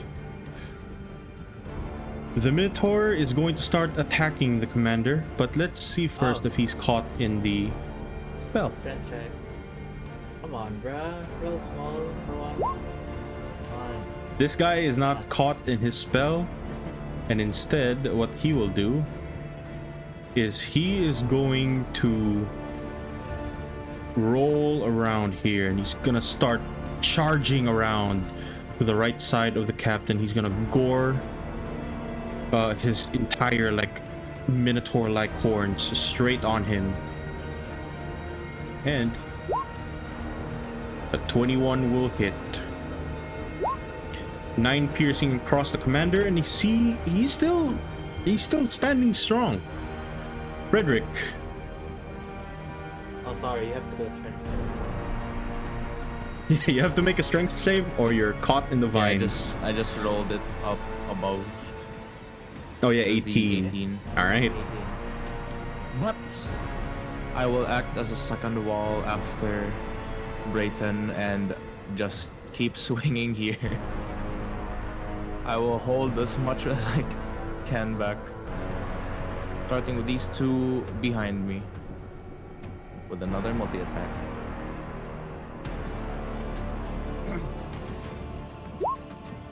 Bonk, bonk. Both of those will hit. Roll for damage. Bonk, bonk. The first one instantly just breaks this guy's head and just it explodes in smaller shards of bones on the floor. The other one manages to stay alive. Yikes. Wait, does leadership apply to myself? Does it say it applies? Can you click it real quick? I mean, it doesn't add to damage, but I'm just making sure. Whenever a non-hostile creature that it can see within 30 feet of it, yeah, it doesn't say that I mean, you I can can add see it on myself. yourself. I can see myself. Nah, it would specifically say whenever you or, you know. Ah, boo. Well then, that's my turn. Okay. The commander continues to try and hold this creature back. Ugh. And only one of those hit this time around, as the skeletons begin to just pile on Brayton. You're not dodging, are you, Brayton? Well, I did use my action to pull the things, right? So like I can't dodge unless you can allow me to dodge as well. Yeah, your action will be to hold this line. So let's Will just you? hope you Could you say survive that this. Could you say that my inspiration gives me the inspiration to dodge while doing? How many inspirations do you have left? 1. I didn't use it yet. Then I will give it to you. I'll let you dodge. Alright. So Damn. Alright. Thank you. this is 1, 2, 3, 4, 5, 6 short sword attacks on Brayton. Damn. Each and every one of those are made with disadvantage. Wait, did they a strength save? Not yet. Does a restraint stop them from attacking, though? Is the Yeah, question. No, I don't think so. No, restrained is speed is 0. Attack rolls against you have disadvantage. Attack rolls have disadvantage, and disadvantage on next saves. That's it. Alright. So I'll roll that if it comes up. But for now, they're still by the walls. Hey. This is And the wall. one will miss. 13. 2 and there. How many of those hit? Of all the like the 8 here, the only 2 hit. The 15 and the 13. Actually, no, there are 2 13, so 3 hit. There's only 6 of those. So 1, 2, 3, Oh wait, I 4, see 5, 8. 6. Oh, the longsword is different. Yeah, sorry. So, so that's only 2 hit, 9, only 2 hit. 13. Yeah, all right. 2 hit. Here are the rolls for that. I am alive. Nice. 10 points of damage as short swords from all over the place are stabbing you through. In a few moments, you know here, Brayton, that you are going to perish. But you are holding this line as best as you can. You begin to watch as the rest of the skeletons, though, are starting to clamber over the walls. Well, there's nothing I can do about that. I can only do what I can right here. What do you call it? Brayton is like what do you call it? Like he's basically like about to die here, right? Unless you believe. Yeah. Brayton will, as he's like pulling, he like closes his eyes and then thinks, Anya, Sasha, Papa will be with you soon. Oh, yeah. Where are you yapping, sir? Lamoureux. Okay. The fight is still going on. So, 15 feet of movement. I see this guy, and I shout, "Demon scum!" Multi-attack. 1, 2. My last inspiration on that longbow. Did I Okay. use 2 already? I Did I believe. use 2 already? Let's see. Did I use 2 already? I only have 2 in total. Yeah, I don't think you No, I do have the 4, right? inspiration on this. Oh yeah, you I did had get 4, right? 2 extra from earlier. Yeah. So Yeah, you, I did. You Okay. should have enough to do this. So it's 2 longbow attacks. Both of those will hit. 15 points of damage. More arrows begin to pelt straight through his armor. Some of them are like piercing through their shield, and you can see blood start to pour from his body. But you can see that this guy is looking straight at the gnome carrying the handful of potions, and he seems a bit happy, a bit overjoyed that retribution is about to happen. Can I hear Brayton screaming as he gets piled on? Yes, you would you would hear that. All right. Lemuriel's gonna dip. She's just gonna leave. Now, Okay. bro. You will attempt to escape. Yep. On my next turn, because that's all my movement cast. It's only up to here. Okay. Raph, it's not looking good if you stay there.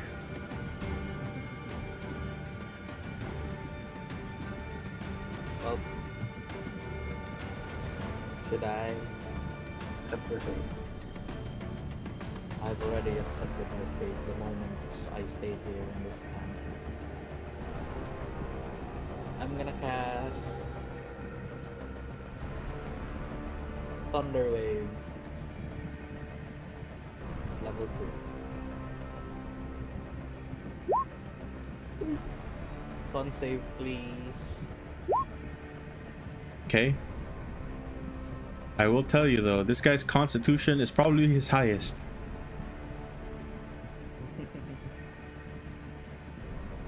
Unless Okay. He has a 5, by the way. He got a 5. creature takes 2d8 thunder damage. Go ahead and oh wait, the roll is already there. And it's pushed 10 feet away from you. Okay. 10 feet away.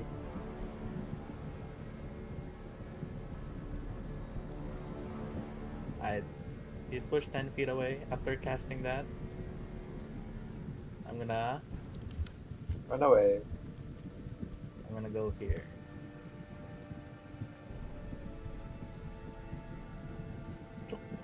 Bye. Are you gonna leave? Oh, I'm baiting him away from you guys. You guys are twats. Oh. Okay. Alright. Definitely. This is the last turn. You just need to survive this last turn. Surely. This guy Oh. is going to He's gonna dash to me. run I'll flip 'em across. Yeah, the ones escaping, Miss Claudia and Calhoun, roll a 1d20, please.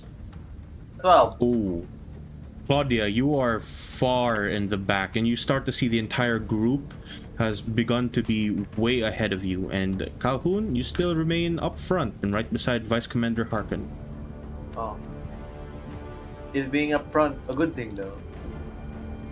Maybe. This guy cannot reach you, Raph. So instead, he will dash and run for you. That's his turn. Brayton, standing as a wall.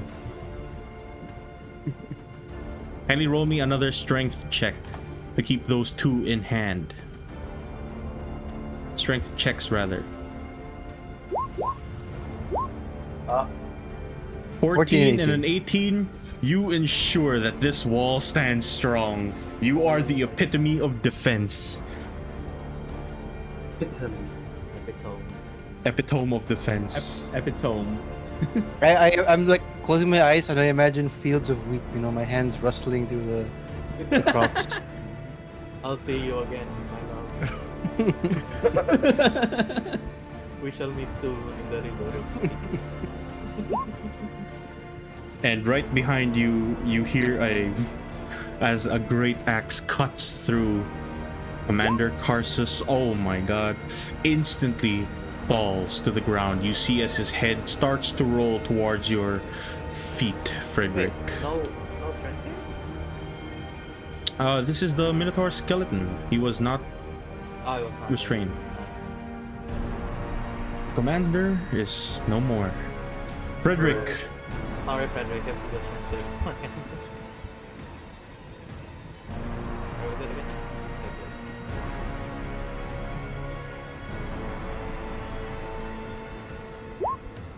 Are you Oh. good?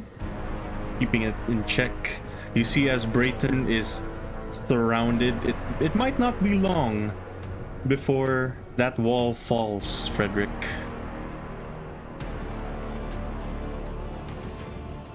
Are you talking? Because if you are, we cannot hear you. No, I just did a big sigh, which is fine. I believe in you. I'll just continue clearing the ones that are already inside.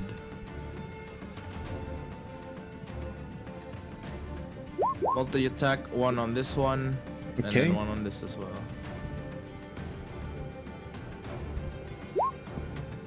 That's a hit. That's another hit. You are hitting a lot with this with this character. If only those rolls hit on Moss too! The second slash on the one to the bottom side does not kill it, but you see it's completely broken apart. It's almost down. Okay, surely they don't land a second opportunity attack, right? Wait, no, there's two of them, never mind. I'm just gonna see. Smart. Brayton, do you feel the wheat? I see what they call it, Murex giving me a nod of approval in the distance. I don't know. 1, How would relax a play? 2, 3, 4, That hits. Oh, there it is. 5, One hit, two hit. That Oh, hits. there it is. 6. 2 hits. I'm not dodging or no? Am I dodging? You are or no? dodging. That's why this disadvantage. Okay. So he has 2 hits. You're using the 2 skeletons you have in either side to block most of the Block. hits, but it's not enough. Some of the short swords get between their ribs and manage to cut you.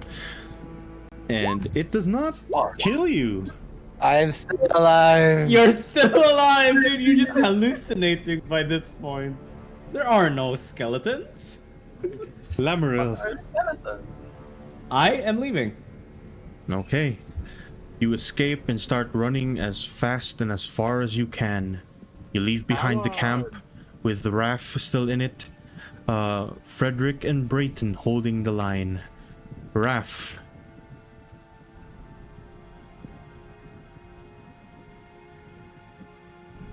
Up. This is it. I look at this guy and I say to him,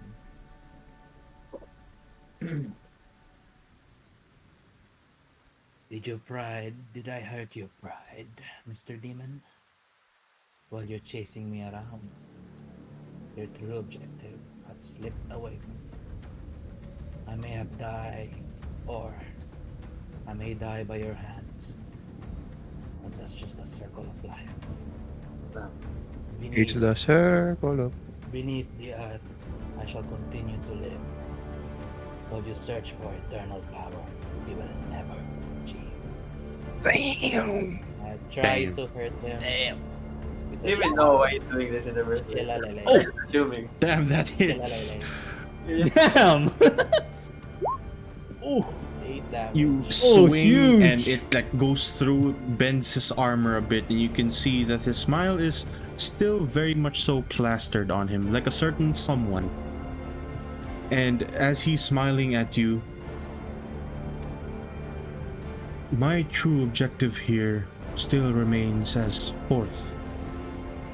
I am a messenger, and those that have escaped soon will be too. Then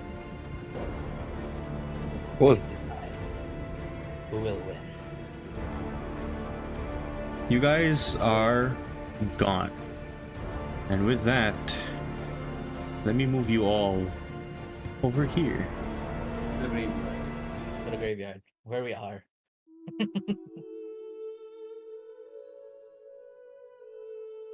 To the people that have escaped, Claudia and Calhoun. Eventually, after what seems to be quite a long while, several hours, you see that someone else is chasing right after you. But it is not the enemy. Instead, it is the elf of your group. Freedom! We live! We did, Patrick. we did it. Wow. You make your way out, and as you begin to talk with the commander there that's with you, you see as the commander seems a bit distraught. He doesn't know what to do. He doesn't know what's going to happen now. But you guys, this will be several days after the escape. You make your way towards the city of Hadrim. There, you find a boat that leads towards Goldenvale. As you are on a boat, several days more of travel by sea this time around, or by river rather.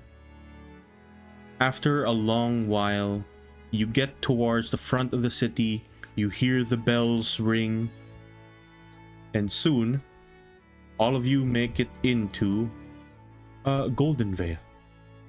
There, when you arrive, it seems as though some kind of parade or arena of sorts had just been finished.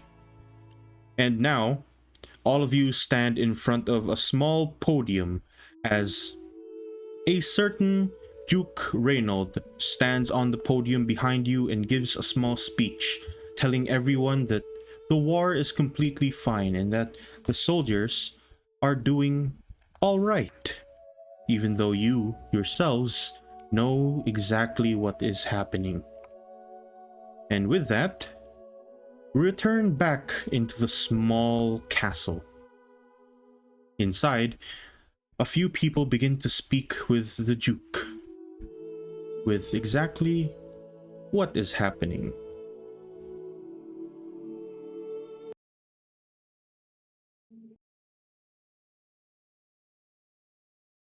As you all begin to enter the dark room, Argilla, you slowly make your way inside, and so does the rest of your group, as well as the Duke himself, as all of you now enter this strange place.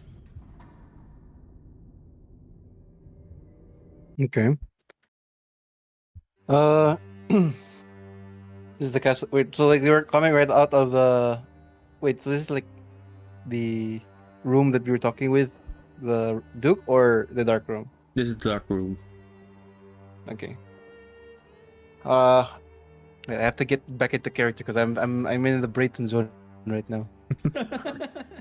You saw Uh, that Argilla, what's this? Argilla will slowly walk to the other side of the table from the entrance, and then is this Nook there?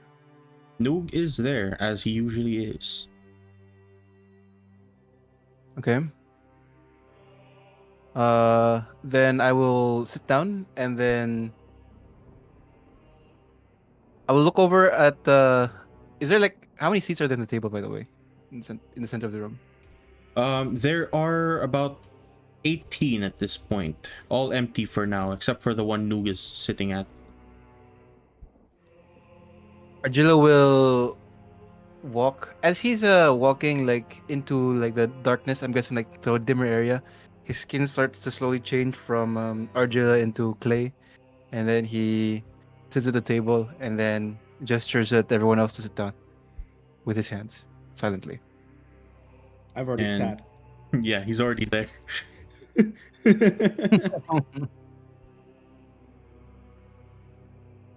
Okay.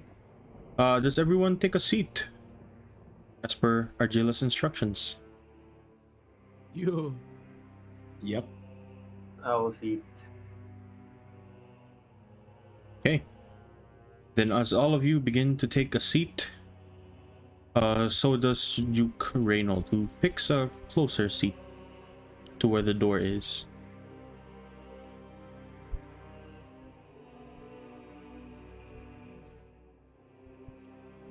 As he sees the Duke sit down, Clay starts talking. Mr. Duke Reynold, you said you wanted to do anything to save the city, right? He nods at you. And by anything, you mean anything. Your riches, your position, your legacy. To win this war means my family is safe. I will do anything. Very well. I offer you a way out of this war. You see, we have quite a bit of information about who's behind this entire campaign. Wait, did I talk about trams last time or no? Yes, you did. No, you didn't. No, you didn't, right? I You mentioned it's just the same mentioned it. person, but they didn't like Yeah. expound. You didn't really fully explain it. Yeah, you didn't fully explain, but you did mention something about that. Right. You see, Mr. Reynold, the puppet master pulling these strings, he goes way back. Apparently, he's some sort of necromancer from a bygone age, and seems to be wanting to usher a new era of some sorts. With a man, who I'm kind of linked to right now, and I put my shirt and show the chest, and then show my Asheram, what do you call it, symbol on my chest. What does it look like right now, actually? It looks like a couple of bones. You see, for one reason or another, I made a deal with these people, and I intend to use these connections to get closer to them. But of course, I don't side with them. In fact, I think it's in my best interest to work with you. You see, I come from a guild back in the west. It's called no, what was it? Knife and key. Yeah, Knife and Key. I was about to say Cloak and Dagger. But yeah, the Knife and Key. You heard of it? He nods. I hear of tales of thieves, several of which attacked the city of Nova. Well, let's just say that Nova is actually under my control right now. You know, no bragging. And we have quite a bit of influence in the west, but in the east, not so much. And well, if I'm being honest with you, yeah, I want to take control of this entire thing, this entire operation.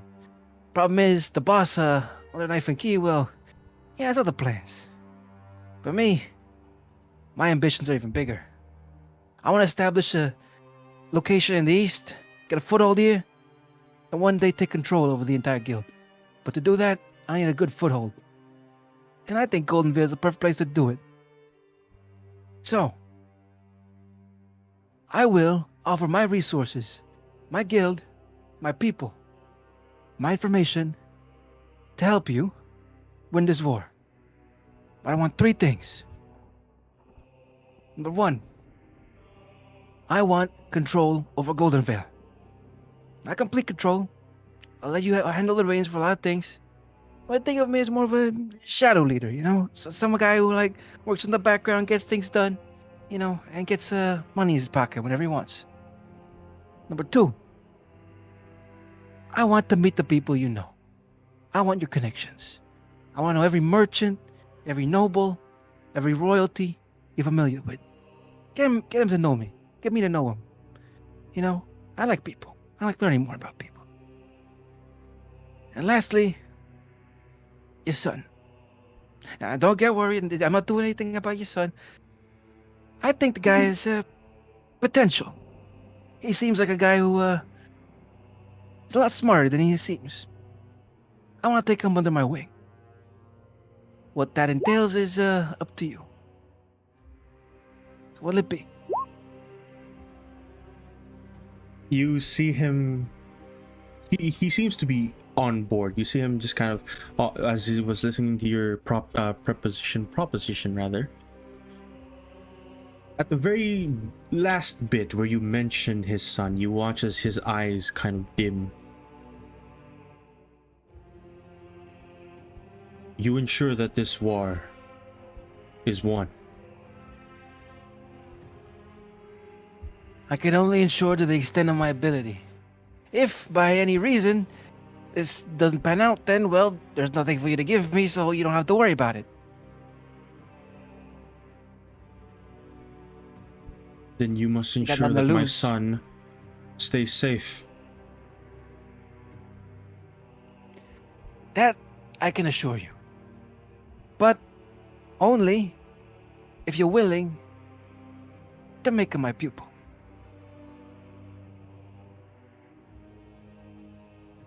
You see him reluctantly nod.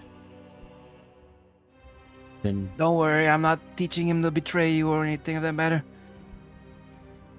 You know, you will have this- everything that you need. As long as you ensure that this war, to the best of your ability, is something that we can actually turn.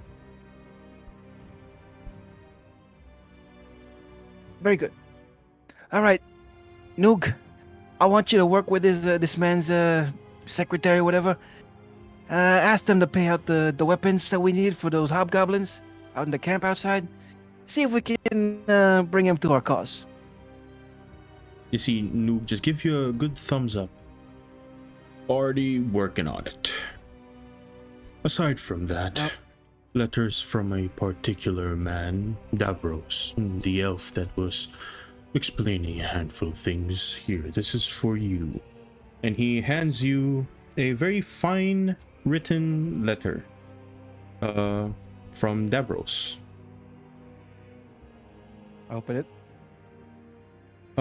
It reads, the rest are ready for, let's say, deployment. Me, on the other hand, you might not see me for a while. I'm tracking a particular person who might be related to this necromancer. And by related, I mean alive at the same time as he was. And that's what the letter writes. Wait, With sorry, is that- Davros the infernal who is also like the mage hunter, or? No, No, Davros is the mage. Davros is the mage. Yeah, he was the he's the one that explained things about tramps to you guys. The Okay. blonde elf. All right. Clay will then look at the Noog again and say, all right, since we have a royal funding now in our hands, don't you think we should hire that guy? You know, the cowboy dude with that dog? When we get the funds, I'll try and contact him. I believe he's still stuck rotting in the Goldenvale jail cells for causing commotion last time. Perfect. So we can set him free and have him, like make him go free in exchange of his services. That way we won't have to spend a penny. And he just gives you a quick nod. And as you're doing all of this, planning out on the trail, leaving the city, Oh, the rat. The rat. The rat. Mr. Rat. You see as your group is starting to pack up, and you're just about leaving the city. Right now you'll be at around the forest gate. Of course, you're being as hidden as possible. One of your group members, the one that used to look at the orb, seeing the city, she has what looks to be a very large cloak, enough to fit what would be about 3 people. Now, the entire group of rats. And it's keeping you, for the most part, invisible. It's like the invisible cloak from Harry Potter. It's pretty much it.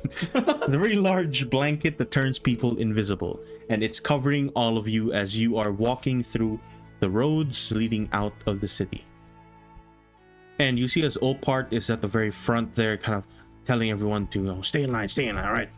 Make a left here. We make sure we don't touch the carriages. We'll be all set and free to go.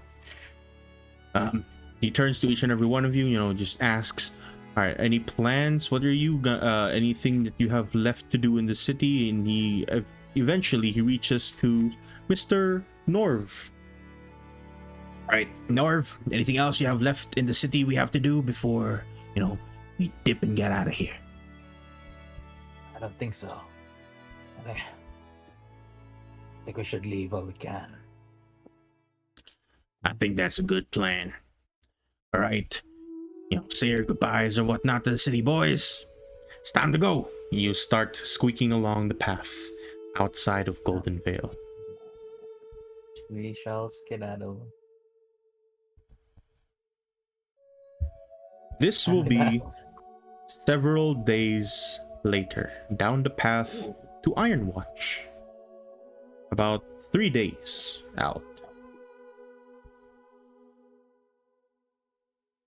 Kindly roll me a perception check, Mr. Rodent. Mr. Nor, rather. We're rats, so let Marv roll perception.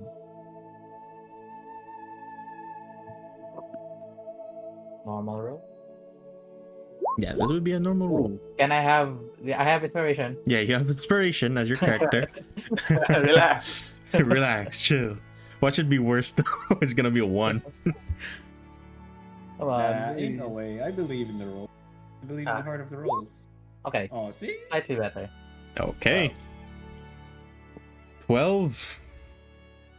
As you're on the road, you see a small band of horses just galloping off towards Goldenvale.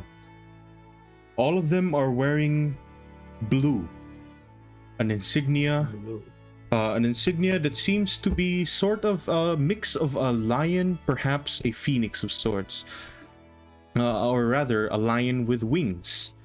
And you watch as these people, about maybe a few hundred of them, start rushing through the roads on horseback, making their way towards the city of Goldenvale. And now, I ask Mr. Rodent, are you going to be rolling up a new character? I guess I am, because I left. Wow. Okay. What are you making Then, this time? Yeah, we will see what Mr. Rodent will be making soon. What do you have in plan, though? Okay. I'm just gonna say, so I don't want to make it a surprise.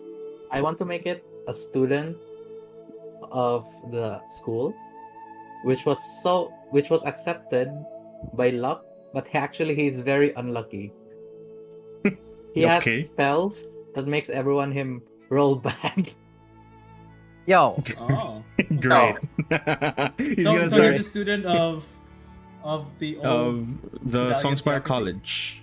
Wait, this is Ah. undead unlock, bro. We're just gonna throw you at enemies and then you touch them and then they they kill everyone. I believe he's I'll- talked about this before. He was Yeah. gonna make like a spellcaster that just makes people unlucky. Yeah. Oh. Fortunamancy, right? Wow. Yes. Yes. I want to make a spell as well, where it's only like if I fail a roll, and only if I fail a roll, and not one, I actually set it to 10, so I don't fail a roll. Wow. Oh. Wait, that's Yeah. pretty good, right? That's pretty good. Yeah, it's That's, not OP. It's not OP. It's just Yeah. No, but It's that's not not, that's lucky. It's not That's like not unlucky. my spells. It's not like my spells. yeah. It just avoids the worst scenario. Ah, but that's Yeah, lucky, it only bro. That's not works. unlucky. It only works if it's a crit one anyway. So, would a 10 be better? Right? That's the question. Yeah, but I'm still cooking. It might be that or it might be something else. So you know. We'll see Yeah, with that's your the first- new that's the character. That's the first one. that I Okay. did. Mhm. Before that, are you gonna make a cursed looking character like some dolphins, some senile old man? I will be a timid. He likes making fish people for some reason. Oh yeah, a shark, a dolphin. Yeah. We'll see, bro. You are He's an gonna orca make whale, something, right? Actually- something crazy. Yeah, actually, I will become a timid human this time. Wow, Wow. human. Okay. Yeah, Not an old man. What? I don't Something know. new. All right. Yeah, a timid So- teenager that thinks that everything's out there to kill him because he's unlucky. No. Wow. All right. that makes You sense. since this is not a character death, you don't have to worry about your level resetting. So Ah. you will be See? the exactly the same. So if you want to make a new character, we shouldn't just kill it off. We should just say that we want to leave, right? If you want to make a new character, you know, you just have a good reason for your character to leave, and That's a then good well, reason. Every You week make a you new change a new character just to try You out. just didn't one. like how it played, right, Taco? Sorry. yeah, You just didn't the like how the character played. soul Or- binder is a bit Yeah, is a bit I strange. kind of messed up. I kind of messed up with the build. Yeah, what if I die of natural causes though? Like Albatron failing to get his heart. You died. That means Yeah, you You died. died. That's Yeah, a you lower died. reason All like that. why your character actually died. I mean, but Yeah, I'm I not didn't- sure if you have to worry about that though, because you know the king is on your side now, or rather the I Duke. kind of messed up. I kind of messed up with the Soulbinder build because in the end, I kind of made a fighter with extra steps, yeah. which sucks. I was planning more of a mage caster, but the soul puppet that I got was a fighter. So you know, maybe it was calling to me of being a fighter. Being a fighter. All right. Yeah, I'll try Before an we actual mage before caster. we I'll try an actual end, mage caster. let me just put us back all the way here. Ooh, epilogue. That's a lot of zombies. Raph is dead. Oh. 100,000. Wait, are we gonna be resurrected and turned into the army? Oh no. Oh no. Will Raph be the best one? I kind of like Raph. I kind of hope he live. I'm now Where emotionally is the- invested toward that. Raph is actually the best character here. No cap. In the middle there, the Infernal begins to pray. His own kind of prayer. And he turns towards the skeletal creature right beside him. Lord Velthar, I offer you these warriors whom died doing their best, fighting for a cause they believed was right. And now, our army grows ever stronger. And you watch as this man here, the strange skeletal creature, turns towards the graves with small flowers. And then the people in front of him who had just recently passed. With a small wave, you watch as they all slowly begin to rise, one by one. No, Raph. Can Raph refuse? No. You would try, Would but would wouldn't work. would let's say like would Brayton have like the support of like his god to not resist the resurrection or no? They're all dead. Is he forced to be resurrected? Good question. Good question. Because obviously his will would say no, right? Yes, Raph also. You're dead. Oh yeah. But that will be a question that'll be answered probably soon. Wait, Oh I have a no. theory. If you're alive, you have a connection with your god. The moment you die, your connection severs. That makes sense. So you can't contact your god anymore because you're dead. Technically, there's no god to contact because all the gods are dead. I Spoilers. know. Spoiler. Spoilers. Right. As the creatures begin to rise from the graves one by one, breaking apart the mounds with the flowers grown by Wrath. And Aw. soon as these people begin to grow back into their original shapes, just bones filled in where flesh would be. You see as Asheram there turned towards the necromancer beside him, or what would have been a necromancer. You see as he turns off towards Ashram and gives him another kind of... He grabs his shoulders and tells him once more that he is doing quite well. Soon, our army will grow to a size where they cannot refuse. They will simply have to step aside or join us. And I will have what I need from that city that they've built over beneath the crossroads beyond the dwarven cities. I will finally reunite with what I must get. And you, my friend, you will be the caller of peace, and everyone will live happily, just as you wished it to be, just as it should be. Now, you see him snap his fingers, and almost instantly, the entire army behind him vanishes like a blink of an eye. We have somewhere to go to first, before we make our way to the city. Let's visit some good people, shall we?